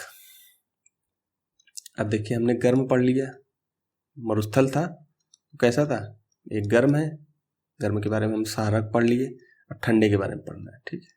तो हम ठंडे में कहाँ जाएंगे, अपने जम्मू कश्मीर आसपास लद्दाख वाले क्षेत्र में चले जाएंगे भाई, ठीक है। जम्मू एवं कश्मीर के पूर्व में, जम्मू कश्मीर के पूर्व में आप ये देखिए, ये आपका जम्मू कश्मीर का क्षेत्र है, ये आपके पूर्व का हिस्सा हो गया, उसी की बात कर रहा है। थोड़ा सा रंग बिरंगा कलर लेके पढ़ेंगे आज। तो जम्मू एवं कश्मीर के पूर्व में वृहत हिमालय में स्थित लद्दाख ठंडा रेगिस्तान है, ठीक। यहाँ भी शुष्कता होगी, टेम्परेचर क्या होगा, कम होगा बस। इसके उत्तर में काराकोरम, देखिए जैसे ये क्षेत्र तो ऊपर काराकोरम ये हो गया, काराकोरम, और ये दक्षिण में क्या हो गया, जास्कर, जास्कर, बीच में क्या, लद्दाख ये क्षेत्र। तो क्या होगा, इसके उत्तर में काराकोरम पर्वत श्रेणियां एवं दक्षिण में जास्कर पर्वत श्रेणियां पर्वत स्थित है। लद्दाख से होकर अनेक नदियां बहती हैं, जिनमें सिंधु नदी प्रमुख है। इसके बारे में यूपीएससी ने प्रश्न बनाया, अभी दिखाऊंगा मैं। ये नदियां गहरी घाटियों, महाखड्ड, गॉर्ज का, अब जो नदियां निकलती हैं तो वहां पर गड्ढे, गॉर्ज का निर्माण करती हैं। लद्दाख में अनेक हिमानियां, हिमानियां किसको कहते हैं, बर्फ की नदियां। तो यहाँ पर गैंगरी हिमानी, इसको याद कर लेना, लिख दूंगा मैं, आगे बता दूंगा। गैंगरी हिमानी है लद्दाख में, जो अनेक हिमानी है उसमें प्रमुख ये गैंगी हिमानी के बारे में यहाँ पर दिया हुआ। लद्दाख की ऊंचाई कारगिल में लगभग 3,000 मीटर से ऊपर, मतलब 3 किलोमीटर ऊंची है। काराकोरम में 8,000 मीटर से भी अधिक पाई जाती है। अधिक ऊंचाई के कारण यहाँ की जलवायु अत्यधिक शीतल एवं शुष्क। हमने बताया था ना, जैसे जैसे आप ऊपर जाओगे प्रति 1 किलोमीटर क्षेत्र में लगभग -6 डिग्री सेल्सियस तापमान कम होता है, 6 डिग्री सेल्सियस तापमान कम होता है, ठीक है, टेम्परेचर कम होता है। तो उसके बारे में, तो 8,000 मीटर से भी अधिक पाई जाती है। अधिक ऊंचाई के कारण यहाँ की जलवायु अत्यधिक शीतल एवं शुष्क होती है। इस ऊंचाई पर वायु परत पतली होती है। वायु परत, वायु मैंने बताया ना कि जब ये आपका स्थल है, स्थल नीचे जो है वायु क्या होगी, सघन होगी, पहले सब चर्चा कर चुके हैं। जैसे जैसे आप ऊपर जाओगे तो वायु की जो मॉलिक्यूल यहाँ पास पास थे, ऊपर जब आप जाओगे जितनी ऊंचाई पर, तो मॉलिक्यूल दूर दूर हो जाएंगे। तो जब पहाड़ों पर्वतों पे आप देखते हो ना, केदारनाथ की यात्रा करने जा रहे हो, तो जो जिसको सांस की समस्या है तो उसको जो है मना करते हैं ऐसे क्षेत्रों में। जिनकी एज ज़्यादा हो रही तो वो क्या होता है कि वो सांस लेने में असमर्थ होते हैं, तो इसलिए जो है, क्योंकि वायु वहाँ पतली हो जाती, कम हो जाती, तो ऐसे क्षेत्रों में जो है जाने से इंस्ट्रक्शन दिए जाते हैं कि ऐसे लोग न जाएं। तो इस ऊंचाई पर वायु परत जो है पतली होती है, जिससे सूर्य की गर्मी अत्यधिक तीव्रता महसूस है। भाई यहाँ पर सघन है, पास पास है, तो सूर्य की रोशनी इसको पार करके आएगी तो हमें कम महसूस होगी, और जहाँ दूर दूर होगी तो आराम से चली जाएगी, हमें दिक्कत करेगी, तो हमें चटक जो है धूप का एहसास होगा। ग्रीष्म ऋतु में दिन का तापमान 0 डिग्री सेल्सियस से कुछ ही अधिक, थोड़ा बहुत ऊपर रहता है, और रात में जो है -30 डिग्री सेल्सियस के आसपास चला जाता है।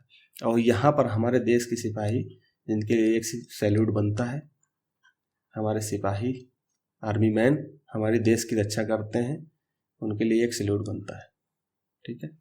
ऐसे क्षेत्रों में जो आप देखते होंगे कि कुछ शहीद भी हो जाते हैं, है ना, तो उनकी डेड बॉडी घर तक आती है, तो बड़ी संवेदनशील बात हो जाती है, और वो हमारी देश की रक्षा करते करते शहीद हो जाते हैं, ठीक है। तो ऐसे क्षेत्रों में उनकी ड्यूटी लगती है। अभी आप देख रहे हो चीन का जो LAC वाला क्षेत्र है, अभी अभी चर्चा चल रही हाल में कि 2020 में जो है कुछ क्षेत्र था, उसमें जो है चीन ने अपने सैनिकों की वहाँ पर आवाजाही बढ़ा दी थी, फिर भारत ने भी अपना, हमारे देश ने भी बढ़ा दी, ठीक है। तो उन सैनिकों को वो जो है अभी इसकी हुआ कि वहाँ अन्य क्षेत्रों को खाली करिए और अपने सैनिक को पीछे करिए।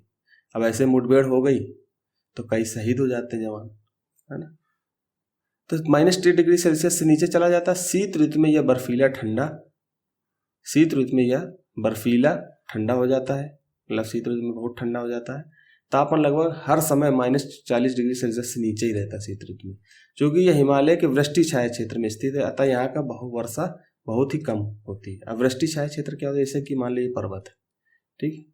अब यहाँ से वायु जा रही है, तो यहाँ मान लो ये समुद्र है, तो यहाँ से आर्द्रता लेगी, बारिश यहाँ से टकराएगी पर्वतों से, यहाँ बारिश होगी। अब क्या होता है कि जैसे पर्वत है ये, अब पर्वत के पीछे जो है टकरा के नहीं जा पाई, यहीं से टकरा के यहीं बारिश करा दी, तो ये आपका पीछे वाला वृष्टि का मतलब छाया क्षेत्र बन गया। वृष्टि मतलब वर्षा, तो वर्षा का छाया क्षेत्र बन गया, तो वही बोल रहा है। तो हिमालय जैसे ये है, मान लो ये आपका काराकोरम ये है, जास्कर काराकोरम। अब मान लो यहाँ से जो है हवाएं गई और ये हिमालय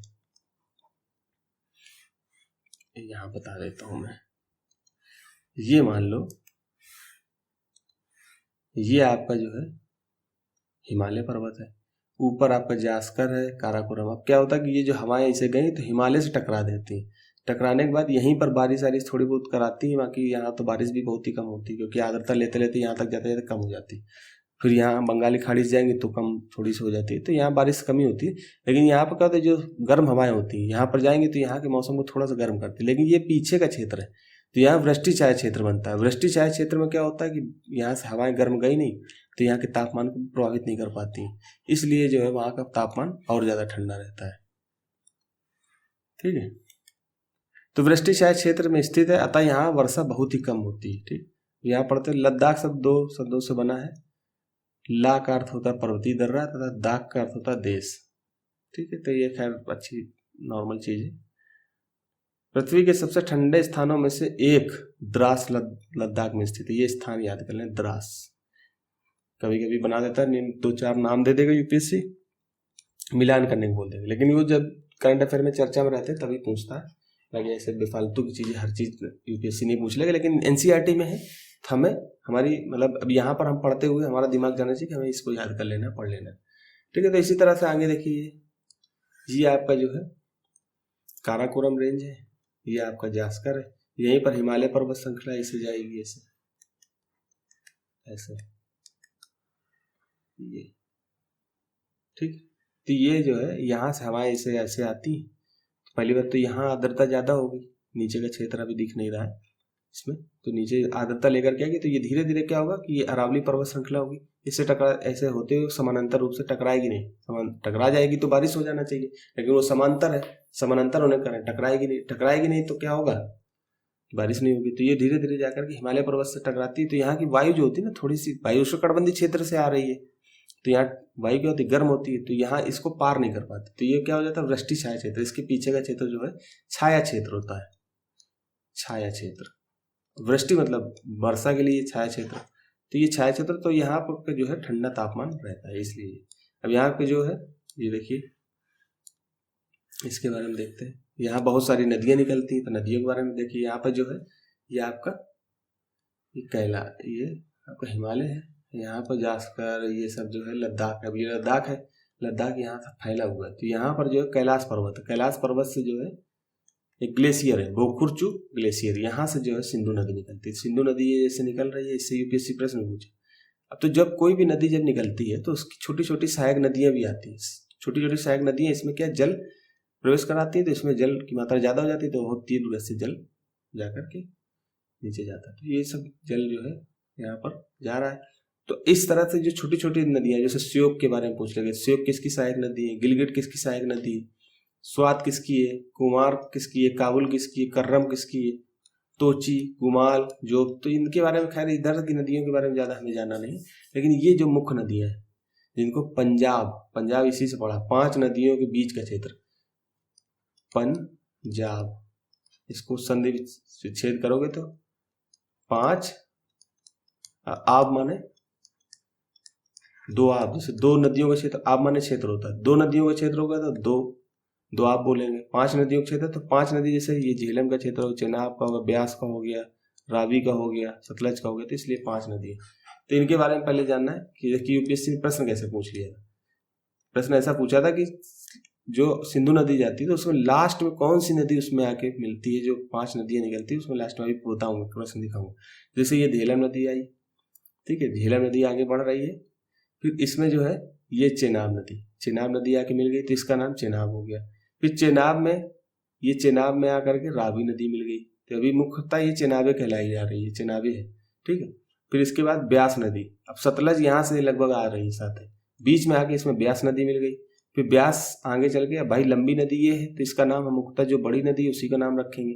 ठीक है, तो ब्यास इसका नाम नहीं रखे, इसका सतलज होगा। सतलज धीरे धीरे कहा के चेनाब में मिल जाएगी, और चेनाब जो है आपकी सतलज इसमें मिलेगी चेनाब में, फिर इसका नाम ही सतलज हो जाएगा। सतलज जाकर के जो है इसमें किसमें सिंधु में मिल जाएगी, तो इसका नाम जो यहाँ पर सतलज, तो सबसे लास्ट में आपकी सतलज, इसका नाम भी सतलज हो जाता है आगे, क्योंकि सबसे लंबी नदी है, इसका मुख्यतः इसी नाम हो जाता है। यही पूछा था बहुत से लोग, क्या होता है यहाँ चेनाब है तो भाई चेनाब जाके मिली ना, तो ऐसा नहीं, तो सतलज मिली थी, उसके बारे में प्रश्न फिर से बता देता हूँ आपको। जैसे ये झेलम नदी है, इसका नाम झेलम है, आगे जाके इसमें चेनाब नदी, ये चेनाब नदी आगे मिल गई तो इसका नाम क्या होगा, चेनाब। फिर आगे जाके रावी इसमें मिल गई, हालांकि इसका नाम चेनाब ही रहा। उसके बाद ब्यास नदी सतलज में मिल गई, सतलज आगे आकर के चेनाब में मिल गई, और चेनाब का नाम फिर बदल गया सतलज, अब सतलज लास्ट में आके सिंधु नदी से मिल रही है। यहाँ पर प्रश्न लगा हुआ, आगे मैं दिखाऊंगा। ठीक है, तो ये पढ़ना है हमको, अभी दिखाऊंगा प्रश्न में। तो मुश्किल से 10 सेंटीमीटर प्रति वर्षा वहां पर होती है, ऐसे कम लद्दाख वाले क्षेत्र में। यह क्षेत्र बर्फीली हवाओं और तेज जलाने वाले सूर्य ताप का अनुभव करता है। जलाने मतलब वहां पर क्या है कि मॉलिक्यूल्स जो पास पास होते हैं, अब पहाड़ी क्षेत्र है तो मॉलिक्यूल्स दूर होते हैं, हवाओं के दूर दूर हुए, तो ये क्या होते हैं, जो हवाएं, ये सूर्य की जो तपन है वो डायरेक्ट महसूस होती है हमें। जो वायुमंडल होता है, जो जहाँ पर सघन होगा वहां पर हमें एहसास कम होता ताप का, जहाँ पर वैसा क्षेत्र होगा तो वहां तपन ज्यादा महसूस होगी।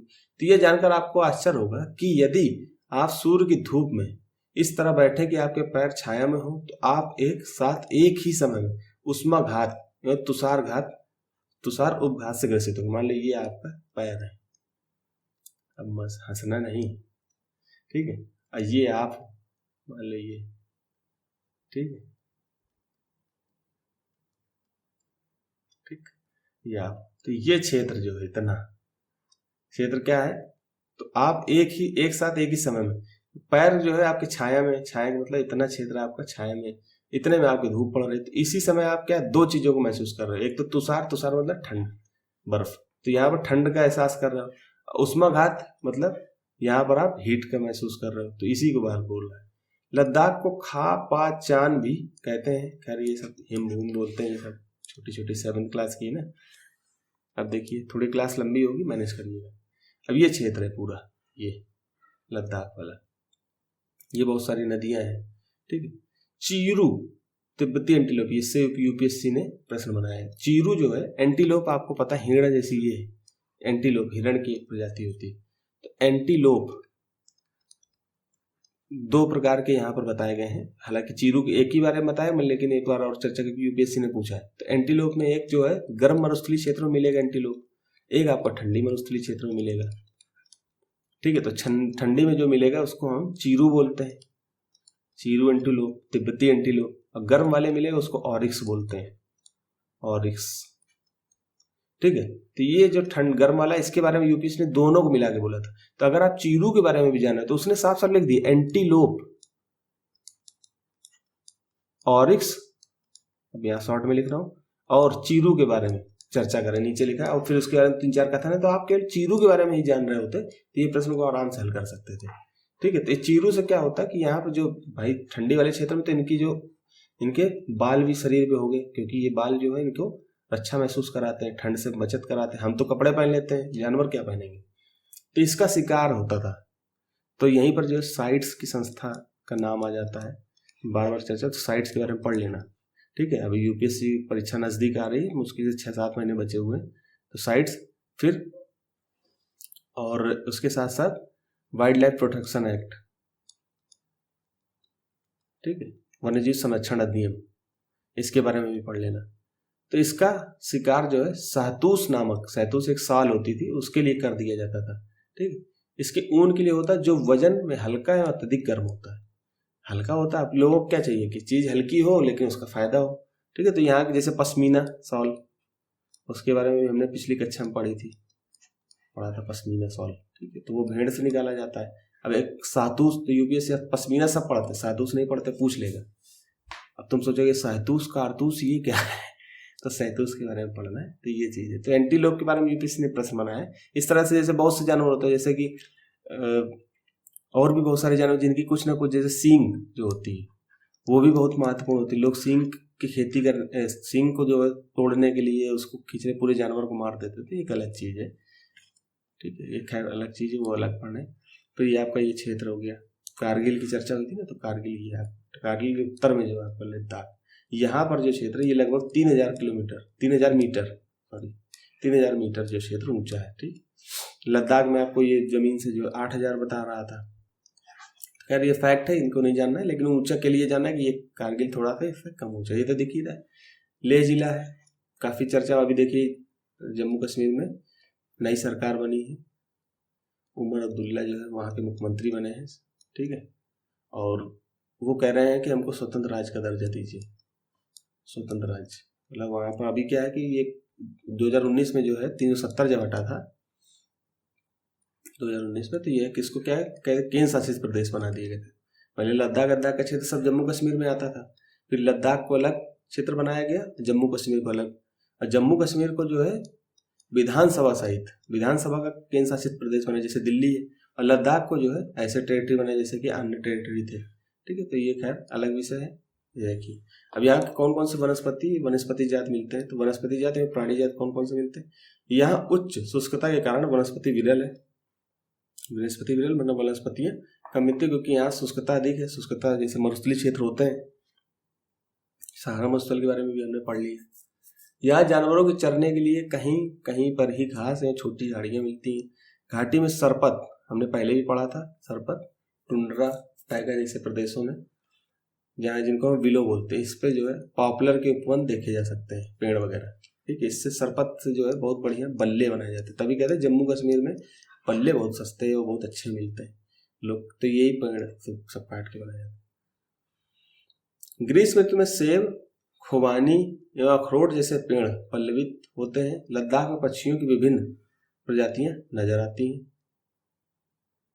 इसमें रॉबिन, अभी मैं नीचे दिखाऊंगा, रेड स्टार्ट, तिब्बती स्नोकॉक, रैवेन और हुप यहाँ पाए जाने वाले सामान्य पक्षी हैं। इनमें से कुछ प्रवासी पक्षी हैं। लद्दाख के पशुओं में जंगली बकरी, जंगली भेड़, याक एवं विशेष प्रकार के कुत्ते आदि पाए जाते हैं। इन पशुओं को दूध, मांस और खाल प्राप्त करने के लिए पाला जाता है। याक के दूध का उपयोग पनीर एवं मक्खन, अभी फसाई ने जो है पिछले साल, फसाई जो है फूड स्टैंडर्ड जो वो है फुल फॉर्म इसका food standard security authorise identification ऐसे कुछ करके पूरा बोलता है, मुझे याद नहीं है ऐसे। ठीक है, तो ये फसाई ने जो है इसको याक को कुछ खाद्य पदार्थ ऐसा कुछ घोषित किया था कि वहाँ के लोग दूध, पनीर, मक्खन इससे ले सकते हैं। और भी जो भी जानकारी वो आप देखिएगा, इसको सर्च करिएगा। फसाई ने याक को जो है फसाई का टैग दिया था। ठीक है, फसाई का टैग के बारे में इसको। पनीर एवं मक्खन बनाने के लिए होता है। भेड़ एवं बकरी के बालों का उपयोग ऊनी वस्त्र बनाने के लिए किया जाता है। ठीक है, जो फसाई का फुल फॉर्म मैं यहाँ पर लिख ही देता हूँ आपको। फसाई फूड, हालांकि मैं फुल फॉर्म याद नहीं करता हूँ ज़्यादा, फूड सेफ्टी एंड स्टैंडर्ड, ये लिखा हुआ है food safety and standard, short में लिखो, जगह का है, स्टैंडर्ड अथॉरिटी ऑफ इंडिया। ठीक है, अथॉरिटी की स्पेलिंग है, फिर यहाँ पे इंडिया, पूरा नहीं लिखूंगा। Food safety and standard, security नहीं है, food safety standard authority of India ये। ठीक है, अब यहाँ पर जो है ये क्षेत्र है, ये जो पक्षी है जैसे रॉबिन है, रेड स्टार्ट है, तिब्बती स्नोकॉक है, रैवेन जैसे कौवे जैसा है, देख सकते हो आप, और ये हुप, ये हम लोग भी आसपास उत्तरी भारत में देख सकते हो इसको, हुप को। ठीक है, तो ये है चित्र। अब यहाँ पर जो जानवर जीव जो है पशु वगैरह में कौन कौन मिलते हैं, जैसे जंगली बकरी हो गई, देखिए हिरण जैसी बकरी है ये, कुत्ते इस तरह से जो होते हैं। ठीक, याक, ये इनमें बाल वगैरह, याक को अभी फसाई ने जो है इसको टैग दिया था food safety and standard authority of India. ठीक है, तो इसके बारे में थोड़ा सा देख लेना। अब यहाँ के लोग के बारे में जाना, तो लोग, क्या आप लद्दाख एवं तिब्बत तथा मध्य एशिया में निवासियों के बीच कोई समानता पाते हैं? यहाँ के अधिकांश लोग या तो मुसलमान या बौद्ध होंगे। वास्तव में लद्दाख क्षेत्र में अनेक बौद्ध मठ अपने परंपरागत गुफा का मतलब जो है बौद्ध स्थल होता है, पर जो पुराने बौद्ध स्थल होते थे उनको बोलते हैं गुफा, ठीक, स्थित है। कुछ प्रसिद्ध मठ हेमिस, थिक्से से, लामायुरु, यूपीएससी प्रश्न बना सकता है। बौद्ध स्थल भी पूछे जाते हैं, बौद्ध स्थल पूछे गए हैं हिस्ट्री में, तो इसको थोड़ा सा ध्यान रखना। ग्रीस में तो यहाँ के निवासी जौ, आलू, मटर, सेम, सलजम की खेती करते हैं। शीत ऋतु में जलवायु इतनी कष्टकारी होती है कि लोग धार्मिक अनुष्ठानों में, उत्सवों में अपने आप को व्यस्त रखते हैं। यहाँ की महिलाएं अत्यधिक परिश्रमी होती है। पार्वतीय क्षेत्रों का जो एटमॉस्फेयर है ना, वहाँ पर लोग क्या मेहनती होते हैं। भाई एक दुकान यहाँ, एक यहाँ, अब लोग को जो है सामान लेने जाना तो इतनी दूर जाना पड़ेगा सामान लेने के लिए, तो मेहनत करते हैं, जाते हैं। तो यहाँ की महिलाएं अत्यधिक परिश्रमी होती है। वे केवल घर में खेतों में ही काम नहीं करती बल्कि छोटे व्यवसाय दुकानें भी संभालती। लद्दाख की राजधानी लेह सड़क एवं वायु मार्ग द्वारा भली भांति जुड़ी हुई है। राष्ट्रीय राजमार्ग A1A, इसको थोड़ा सा याद रखना क्योंकि राजमार्ग का 2016 में क्वेश्चन पूछा गया, तो मैंने लगाया था, इसमें नहीं लगाया मैंने, तो इसमें थोड़ा बहुत जानकारी होनी चाहिए। हालांकि रोडों के विषय में एनडीए सरकार आई तो उन्होंने बड़ा ध्यान रखा, इसलिए प्रश्न बनाया था करंट की वजह से, हालांकि इतना इंपॉर्टेंट नहीं है, ठीक है। लेह को जोजिला दर्रे होते हुए कश्मीर घाटी से जोड़ता है, तो इसको थोड़ा सा ध्यान रखना। A1, क्या आप हिमालय के कुछ अन्य दर्रों के बारे में जानते हैं? तो अब ये बिटवीन द लाइन, अब अन्य दर्रों के बारे में क्या हिंट कर रहा है, तो आपको हिमालय के दर्रे गूगल में डालो, कमेंट करना, बताना हिमालय के दर्रे कौन कौन से हैं, ठीक है। आगे देखते हैं। तो ये देखिए ये चित्र है, थिक्से बौद्ध स्थल, ठीक। तो इस तरह के और भी होंगे, तो यहाँ पर हमने एक को दिखा दिया। यहाँ का मुख्य क्रियाकलाप पर्यटन, लोग दूर दूर से आते हैं इस क्षेत्र को घूमने के लिए, कैसा क्षेत्र है। देश विदेश से अनेक पर्यटक यहाँ पर्यटन के लिए आते हैं, तो पर्यटन उद्योग यहाँ पर मुख्य आर्थिक विकल्प है, ठीक है।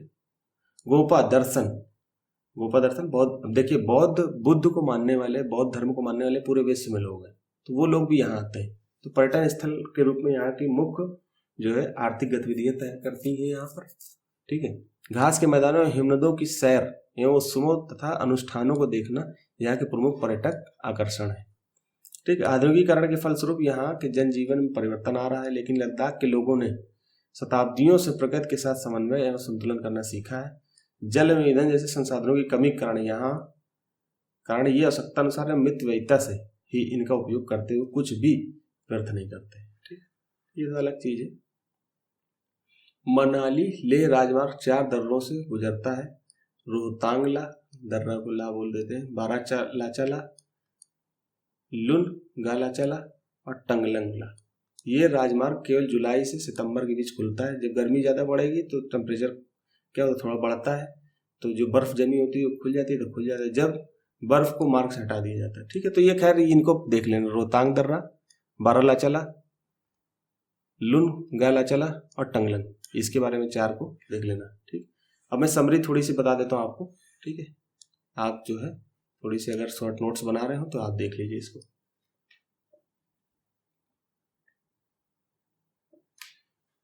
देखिए जो रेगिस्तान है, आपको मैंने बताया था रेगिस्तान 2 प्रकार के होते हैं। 2 सेकंड। रेगिस्तान जो है आपके, मरुस्थल जो है 2 प्रकार के, मरुस्थल में शॉर्ट में लिख रहा हूँ। एक आपके क्या होगा, गर्म मरुस्थलीय क्षेत्र होगा, एक आपका ठंडा होगा, ठीक है। गर्म में क्या होगा कि टेम्परेचर क्या होगा, अधिक होगा, तो ये भी शुष्क होगा। टेम्परेचर अधिक होने के कारण शुष्क होगा, आर्द्रता नहीं होगी। यहाँ टेम्परेचर कम होगा, आर्द्रता यहाँ भी नहीं होगी, तो यहाँ भी क्या होगा, ये भी शुष्क होगा। शुष्क दोनों होंगे, लेकिन ठंडा और गर्म होगा, टेम्परेचर ज़्यादा कम होगा, ठीक। फिर क्या होता है, रेगिस्तान में सहारा देश है। सहारा रेगिस्तान में 11 देश उसमें फैले हुए, जो सहारा रेगिस्तान है उसमें 11 देश हैं। जो उसमें क्या है, हमने आपको बताया था अल्जीरिया, ठीक है। फिर उसके बाद मिस्र, चाड, माली, लीबिया, ठीक है। फिर उसके बाद जो पश्चिमी सहारा, ठीक है, पश्चिमी सहारा, ट्यूनीसिया, ट्यूनीशिया। अब आप थोड़ा सा जो है यहाँ पर शॉर्ट में ट्यूनीशिया, तो इसके साथ ट्यूनीशिया के बाद आपका मोरक्को, और भी अगल बगल के थोड़े बहुत देश भी प्रभावित हो सकते हैं। मौरितानिया, मौरिटानिया, ठीक है, तो ये देश है। नाइजर, तो ये देश जो है 11 हो गए ना, 1 2 3 4 5 6 7, 5 6 7 8 9 10, एक और देश है मुझे याद नहीं आ रहा है। मिस्र पढ़ लिया, अल्जीरिया, पश्चिमी मोरक्को, माली, माली मैंने पढ़ ली है,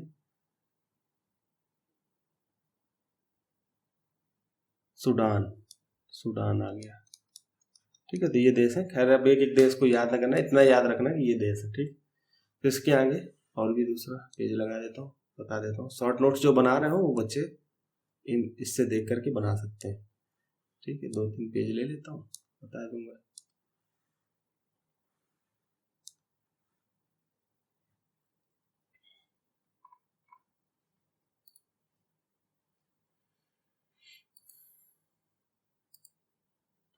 फिर आपका जो है सारा मरुस्थल में आपके बालू वगैरह का आपको पता ही है कि बालू जो है वहाँ पर नहीं होती, वहाँ पर रेत नहीं होती, वहाँ पर आपके बड़े बड़े बजरी होंगे, उसी की चट्टानें होंगी, ठीक है। और वो चट्टानें थोड़ी बड़ी होती, नग्न चट्टानें होती, तो उसको तिब्बत पठार वगैरह का रूप ले लेती है, ठीक।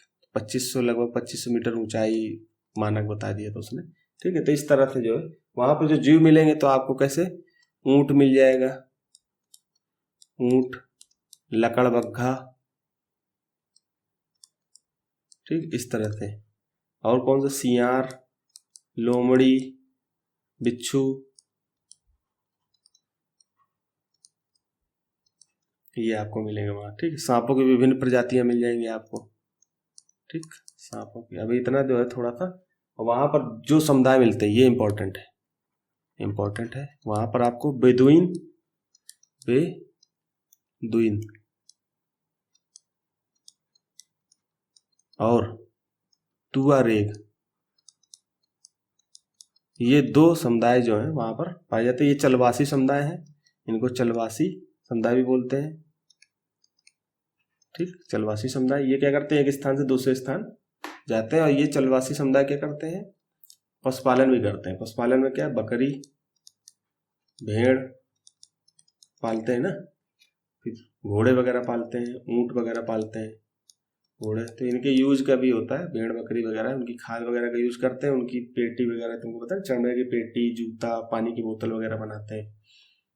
ऊंट एक स्थान से दूसरे स्थान वस्तुओं को ले जाने का काम करते हैं, ठीक है। तो इनसे कपड़े, कंबल वगैरह बनाए जाते हैं, ठीक है। अब ये जो मरुद्यान होता है, नील नदी के आसपास वाला मैंने क्षेत्र बताया, मरुद्यान, वहाँ खेती, जब मरुद्यान होगा तो नील नदी के आसपास का क्षेत्र, नील घाटी के आसपास का। खजूर के पेड़ उगाए जाते हैं, लोग निवास करेंगे तो खेती करेंगे, जौ, चावल वगैरह मैंने बताई दिया। यहाँ पर खजूर की खेती की जाती है, खजूर की खेती के, खजूर के पेड़ उगाए जाते हैं, और उसके खजूर हमारे तक भी आते हैं। अगले पेज में देख लेते हैं, ब्लैक से लिख देता हूँ। अब यहाँ पर चावल, कौन कौन सी जो कृषि की जाती है, तो चावल, गेहूं, ठीक है, जौ, सेम, इसके बारे में हम लोग पढ़ ही लिए थे, ठीक है। फसलें उगाई जाती हैं। और महत्वपूर्ण खनिज में आपको, खनिज में क्या क्या मिलेगा, लोहा। शॉर्ट नोट्स जो बना रहा हूँ रोक रोक के अपना लिख लेते, तेजी से मैं थोड़ा सा बता के निकलूंगा, हालांकि लिख रहा हूँ तो आप आराम से लिख भी सकते। फास्फोरस, मैग्नीज, मैग्नीज और यूरेनियम, ये इंपॉर्टेंट है यूरेनियम, ठीक। पूछ लेता ना ये कहाँ, अभी देखिए मोरक्को में भूकंप आया था पिछली साल, तो उस क्षेत्र के आसपास का जो है, जो खनिज वगैरह पाए जाते हैं, उनकी चर्चा करने का जो है थोड़ा सा वो रहता है। तो मोरक्को में टैफिला लेट मरुद्यान हमने वहां पर दिखाया था। तो मोरक्को में टैफिला लेट जो 13,000 किलोमीटर ऊंचा है, तो ये सब मरुद्यान है। जो गर्त वगैरह जो है ना, बताया था ना, टैफिला लेट, टैफिला लेट मरुद्यान है। थोड़ा सा ऊंचा, 13,000 वर्ग किलोमीटर क्षेत्र में फैला हुआ है क्षेत्र, ठीक। मरुद्यान ऊंचा नहीं, मतलब क्षेत्र में फैला इस मरुद्यान का। अब देखिए जैसे कि क्या होता है ना कि एक इस क्षेत्र से जो है बालू वगैरह यहाँ से उड़ के चली गई, यहाँ गर्त बन गया, तो गर्त में क्या होता है, थोड़ी जो भूमिगत जल है ऊपर आ जाता है, तो इसी को टेफ्लेट वही है, ठीक। आगे देखते हैं। अब हम ठंडे जल में आ गए। अब एक चीज वहां पर मैंने बताया था, ये अलग से मैं थोड़ा सा बता रहा हूँ। जैसे ठंडे क्षेत्र में हमने चीरू पढ़ा ना, एंटीलोप, एंटीलोप चीरू जो ठंडे क्षेत्र में है, ठीक। और एक जो है ऑरिक्स जो है, ये कहां पर है आपका, सहारा मरुस्थल में, ठीक, सहारा में, इसके गर्म क्षेत्र में पाया जाएगा। ये गर्म में होगा, ये ठंड में होगा, ठीक। इसके बारे में थोड़ा सा बताना था, इसलिए यहाँ पर चर्चा कर दी, इसको लिख लेना। ठंड, अब हम ठंडे मरुस्थल में आ गए। उसमें क्या होगा, लद्दाख है, लद्दाख जो है आपको पता ही है कि काराकोरम, काराकोरम शॉर्ट में लिख रहा हूँ, आप पूरा लिख लेना। और जास्कर पर्वत श्रेणियों के बीच में ये क्षेत्र है, ये आपका लद्दाख का क्षेत्र है, ठीक। ऐसे चित्र वगैरह थोड़ा सा बना बना के लिखोगे ना तो सही रहेगा, ठीक। फिर ये हिमालय, यहाँ पर हिमालय, तो ये आपका वृष्टि छाया क्षेत्र बन जाता है, ठीक। यहाँ की वनस्पतियाँ क्या होती है, विरल होती हैं, विरल वनस्पतियाँ, ठीक है। घास झाड़ियाँ, चरने के लिए जानवर, छोटे छोटे घास कई दूरों पर होती हैं, तो यहाँ पर चरने के लिए घास होती है, लिख लेना, मैं बोल रहा हूँ, ठीक है। घास झाड़ियाँ वगैरह हो जाएंगी आपकी, ठीक। और यहाँ पर सिरपत, पॉपुलर जैसे पेड़ उगेंगे। और यहाँ पर ग्रीष्म ऋतु में सेब, खुबानी, अखरोट वगैरह खेती की जाती है। पक्षियों में आपको रॉबिन मैंने बता ही दिया, रॉबिन, ठीक है। उसके बाद स्नो, तिब्बती स्नोकॉक, ठीक। फिर आपका रैवन जो कौवे जैसा था, ठीक है। हूप, और जो है कौन सा है, रेड स्टार्ट, ये पक्षी वहां पर मिलेंगे आपको। तो ये जो है आपको थोड़ा सा जानना है। और मैंने विभिन्न पशुओं की विभिन्न प्रजातियों में जंगली बकरी, बकरी, ठीक है, और जंगली भेड़, इसके बाद आपका याक और कुत्ते, ये यहाँ के जानवर है, पशु है, ठीक। इसके बारे में गोपा मैंने क्या बताया था, तिब्बती शैली में जो बौद्ध मठ बने होते हैं उनको गोपा बोलते हैं, गोपा, इतिहास में काम आएगा। तिब्बती शैली में बने बौद्ध स्थल, उसमें जो है तिब्बती शैली में बने, मैं पूरा लिखूंगा नहीं, बता दिया। गोपा में क्या होता है कि ऐसे बनाते रहा करो, लिखते रहा करो, ऐसा नहीं कि कुछ एक सिस्टम से लिखना है, कुछ भी कहीं लिखते रहो, उसको बाद में इलेबोरेट करके खुद सोचो और खुद एक कॉपी में अलग नोट करके क्वेश्चन आंसर के रूप में लिखो, है ना। अब ये नहीं कि ये सिस्टम से नहीं लिखा रहे, मैं जैसे बोल रहा हूँ वैसे लिखते रहो। गोपा मैंने लिखी, यहाँ तिब्बती आप लिख लीजिए जो मैं बोल रहा हूँ। तिब्बती बौद्ध शैली में बने बौद्ध स्थल को ही गोपा बोल देते हैं, बौद्ध मठ को। जो बौद्ध मठ वहां पर है उनको हेमिस, थिक्से, से, लामायूरू मैंने सब बता ही दिखा है, आप रोक रोक करके लिख लेना, ठीक। ग्रीष्म ऋतु में यहाँ पर जौ, मटर, आलू, सेम वगैरह उगाई जाती है, सलजम वगैरह, ठीक। तो ये सब चीजें हैं। सातूस साल, सातूस के बारे में पढ़ लेना, सातूस साल बहुत हल्की होती है और बहुत गर्म होती है। ऐसे पश्मीना भेड़ से निकाली जाती है, बकरी से हो जाती है आपकी, ठीक है। सॉरी, चिरू एंटीलोप से, ये विलुप्त हो रहे हैं, इसके लिए जो है थोड़ा सा काम करना। अब क्या है, हम लोग प्रश्न पे आते हैं एनसीईआरटी के। अब प्रश्न जो है मैं यहाँ पर दिखा रहा हूँ, इसको आप जो है स्वयं से करना। अब यहाँ पर समय, क्योंकि क्लास बहुत लंबी हो रही है, स्वयं से करना और कमेंट करना। बहुत सरल सरल क्वेश्चन है, ये देखिए मैं यहाँ पर 1-2 सेकंड, क्योंकि अब फिर इनकी, क्योंकि यही सब जितना मैंने पढ़ाया सेम वही क्वेश्चन है, ठीक है। तो यहाँ पर मैं दिखा देता हूँ, आप इनको हल करिए। ये दिखा देता हूँ, कौन सी नदियाँ निम्नलिखित, कौन सी नदियाँ लद्दाख क्षेत्र से होकर बहती हैं, तो सिंधु, चिनाब, झेलम, श्योक, ये सब आप देख रहे हो, करिएगा, ठीक है। भारत के उत्तर में अवस्थित लद्दाख एक शीत मरुस्थल है, बिल्कुल सही है। हिमालय क्षेत्र के वृष्टि छाया क्षेत्र में अवस्थित, अभी मैंने बताया, तो ये कथन पूछ रहा है, तो कथन सही है, कारण भी सही है, तथा कथन कारण की सही व्याख्या करता है, तो ए सही हो जाएगा इसका, ठीक है। मैं 1-2 प्रश्न थोड़ा सा बता दिए यहाँ पर। लद्दाख क्षेत्र संबंधी नीचे दिए गए कथनों पर विचार कीजिए, ठीक। लद्दाख घाटी में सरपत विलो पॉपुलर के उत्पन्न देखे जाते हैं, बिल्कुल सही है। यहाँ के अधिकांश लोग हिंदू बौद्ध, हिंदू बौद्ध नहीं, मुसलमान बौद्ध की बात कर रहा था, तो 2 गलत हो गए। अब 2 तो हमको हटाना, तो 2 जहाँ है ये नहीं होगा, ये नहीं होगा और ये नहीं होगा, एलिमिनेट कर दिया आपने। सी ऑटोमेटिक, आपको तीसरा पढ़ने की भी जरूरत नहीं, लेकिन फिर भी हम पढ़ते हैं। लद्दाख क्षेत्र में के बौद्ध मठ अपने परंपरागत गुफा तिब्बत शैली में ना, तो इसके बारे में तो इस तरह से मैंने करा दिया। बाकी ये प्री के प्रश्न है, इनके बारे में थोड़ी चर्चा कर देते हैं। सिंधु नदी प्रणाली के संदर्भ में निम्नलिखित 4 नदियों में से 3 नदियां इनमें से किस एक नदी में मिलती है? 3 नदियां, कारण 3 नदियां किसी एक नदी में मिलती है जो सीधे सिंधु नदी से मिलती है। निम्नलिखित में से वह नदी कौन सी है जो सिंधु नदी सीधे मिलती है? इसका आंसर सतलज था। आपको मैं पहले भी बता दिया था, उससे चर्चा भी करी थी। ये दिखा देता हूं मैं, ये देखिए 3 नदियां, तो एक ये आपकी झेलम, चिनाब, रावी, ये सतलज, ठीक है। तो 3 नदियां आकर के आपको ये झेलम को उठा के यहाँ से देख लो ना, 3 नदियां आकर के आपसे मिल रही हैं, ठीक। ये लास्ट में सतलज कहलाती है, यही आ जाती है, ठीक। 3 मुख्य नदियां का मतलब वो पूरा उसको ध्यान, मतलब जब आप पढ़ोगे ना तो उसके दिमाग में आपको लास्ट में, अब सीधे क्वेश्चन क्या है, जो सीधे सिंधु नदी से मिलती है, सीधे आके सिंधु नदी से कौन नदी में? अब चिनाब तो मिल नहीं रही है, ब्यास तो मिल नहीं रही है, तो सतलज लास्ट में मिल रही है। सतलज के बारे में चर्चा थी, ठीक है। कुछ लोग चिनाब लगा के आए थे क्योंकि वो चिनाब, लेकिन वो चिनाब नहीं है, उसको जब और देखोगे। अब देखिए ये समुदाय के विषय में, अब मैं ये प्रश्न हल नहीं कराऊंगा, ठीक है। ये जो है समुदाय है, इनको ऐसे प्रश्न पूछे जाते हैं, तो ये इसीलिए समुदाय के बारे में मैंने चर्चा करी थी। अभी पिछले मैंने एनसीईआरटी में पढ़ाया, तो आप इसको देखिए। अभी ये समुदाय के बारे में, चांगपा समुदाय, ठीक है। तो ऐसे प्रश्न पूछ लिए जाते हैं। अब एंटीलोप है, इसको थोड़ा सा बता देता हूँ, चलो। एंटीलोप ऑरिस्क मैंने बताया था, ऑरिस्क और चीरू के बीच अंतर। अब चीरू आपको पता है, एंटीलोप की बात कर रहा है, चीरू आपने एनसीईआरटी, ऑरिस्क नहीं पढ़ा तो छोड़ दो। अब आप इसको, ऑरिस्क गर्म या शुष्क क्षेत्रों में रहने के लिए अनुकूलित है, जबकि चीरू ठंडे उच्च पर्वतीय घास के मैदान और अर्धमरुस्थलीय क्षेत्रों में। अब देखिए इतना तो आपको पता है ना, इतना ये छोड़ दो, मान लो ये नहीं पता, हटा दो, ठीक है। तो ये मान सकते हो सकता सही है, थोड़ा सा रुक जा। फिर ऑरिस्क के बारे में और पढ़ा, ऑरिस्क का शिकार एंटलर्स के लिए किया जाता है, जबकि चीरू का शिकार कस्तूरी में, हमें नहीं पता, हम छोड़ देते हैं। और इस केवल पश्चिमी भारत में मिलता है, जबकि चीरू केवल उत्तर पूर्व भारत में मिलता है। उत्तर पूर्व की बात कर रहा है केवल, तो पहले हम तो यहाँ पढ़ के आए कहाँ, लद्दाख वाले क्षेत्र में, उत्तर पूर्व में हो सकता है, तो ये सी वैसे भी गलत हो गया, ठीक। ऊपर में से ए बी सी में से कोई भी सही नहीं है। अब हमको ये थोड़ा सही लग रहा है, तो हम सी बिल्कुल गलत है, तो ए बी सी में से कोई सही नहीं है, तो सी तो पैसे हट गया। तो पहले इसमें भी सही कह रहा है, सी नहीं तो हो सकता है सी, डी सही हो सकता है, लेकिन रोक दो।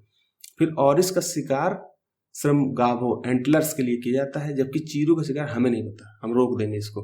लेकिन यहाँ पर हमको ऐसा हमको महसूस हो रहा है कि इन 2 विकल्पों में से, ये तो हमने सी को बिल्कुल ही काट दिया। अब बी ए में से हमको ये लग रहा है कि भाई यहाँ पर तो हमको ये कथन तो बिल्कुल सही लग रहा है ना कि ठंडे प्रदेश में होता है, तो ऑरिक्स हो सकता है गर्म क्षेत्र में। तो हम थोड़ा सा कॉमन सेंस अप्लाई करके इसको हम सही मानने की कोशिश करेंगे, क्योंकि हमको यहाँ पर नहीं लग रहा है ना, यहाँ पर हमको एहसास तो हो रहा है अब, लेकिन हो सकता है कि 1-2 सही हो, ये तीनों गलत हो जाए, ठीक है। सी तो गलत हो ही गया, तो हम हो सकता है कि ये, लेकिन हमको ए सही थोड़ा महसूस हो रहा है, तो इसलिए हम इसको ए मान लेंगे। ये गलत हो जाएगा 4 वाला भी, तो डी गलत हो गया, सी गलत हो गया, ए को हमने सही मान लिया तो बी भी गलत हो जाएगा, तो इस तरह से ए सही हो जाएगा, ठीक है। थोड़ा सा कॉमन सेंस लगाओगे ना तो क्वेश्चन किए जा सकते हैं। अभी जैसे देखिए प्रश्न पूछ लेता है, अब देखिए आपको केवल एक पता है, यहाँ पर क्या पता, आपने पढ़ा एनसीईआरटी में व्हाइट थ्रोटेड रेड स्टार्ट। अब हमने व्हाइट थ्रोटेड नहीं पढ़ा, लेकिन रेड स्टार्ट पढ़ा। रेड स्टार्ट क्या है, पक्षी है। अब व्हाइट थ्रोटेड का मतलब हो सकता है उसमें व्हाइट चिन्ह हो गले में, थ्रोटेड में, इसलिए उसको, लेकिन है तो पक्षी की प्रजाति ना। अब यहाँ पूछ रहा है जैव भारत की जैव विविधता के संदर्भ में सिलोन फॉगमाउथ, कॉपर स्मिथ बारबेट और ग्रे चिंड मिनिवेट और व्हाइट थ्रोटेड रेड स्टार्ट क्या है। अब यहाँ पर तो आप देख रहे हो कि पक्षी हैं, जब एक ये है तो ये सभी पक्षी होंगे ना, क्योंकि एक के बारे में क्या है, ये सब के बारे में पूछ रहा था। हमने एक के बारे में हमें पता है, हमको सीधे सही कर दिया। 2020 के क्वेश्चन, लेटेस्ट क्वेश्चन, 4 साल पुराना, ऐसे यूपीएससी प्रश्न पूछ लेता है, इसलिए थोड़ा सा इसको ध्यान रखना तैयारी। बाकी प्रश्न इसलिए मैंने एनसीईआरटी के नहीं कराए क्योंकि समय कम है और क्लास बहुत लंबी है और छोटे छोटे प्रश्न है। आराम से आप पूरी एनसीईआरटी मैंने अच्छे से पढ़ा दी, वो प्रश्न करोगे तो आराम से कर लोगे। नहीं दिक्कत आएगी तो कमेंट करना, मैं स्पेशली एनसीईआरटी क्वेश्चन ही हल करा दूंगा। कल 5-10 मिनट का वीडियो बनाऊंगा, करा दूँ, बोल देना आप, ठीक। इसको देख लेते हैं। ये प्रश्न मैंने खुद से बनाए थे और प्रश्न आए हुए हैं, लेकिन डायरेक्ट आप करने की स्थिति में नहीं होगी, इसलिए मैंने इन प्रश्नों को बना दी है। इनको आप सिंपल करिए, 100 शब्द में लिख देना, ठीक। मरुस्थलीय पारिसंघ से आप क्या समझते हैं? यहाँ पाए जाने वाले विभिन्न जीवों की क्या विशेषताएं होती है, सोधारण स्पष्ट कीजिए। ठीक, मैंने बता दी है मरुस्थलीय ठंडी। पहले मरुस्थलीय से आप क्या समझते हैं? पारितंत्र से पहले मरुस्थल के बारे में बताओ, ठंडा मरुस्थल, गर्म। फिर वहाँ पारितंत्र, ठंडे का पारितंत्र क्या है, गर्मी का पारितंत्र क्या है, दोनों को। फिर वहाँ पाए जाने वाले विभिन्न जीव, ठंड के जीव बता दो, गर्म के। हेडिंग डाल के भी बता सकते हो, बढ़िया पॉइंट में लिख दो। आजकल तो जमाना पॉइंट का चल रहा है, पॉइंट पॉइंट में लिखोगे बढ़िया उत्तर हो जाएगा आपका। फिर विश्व में बढ़ते मरुस्थल के पीछे क्या कारण है?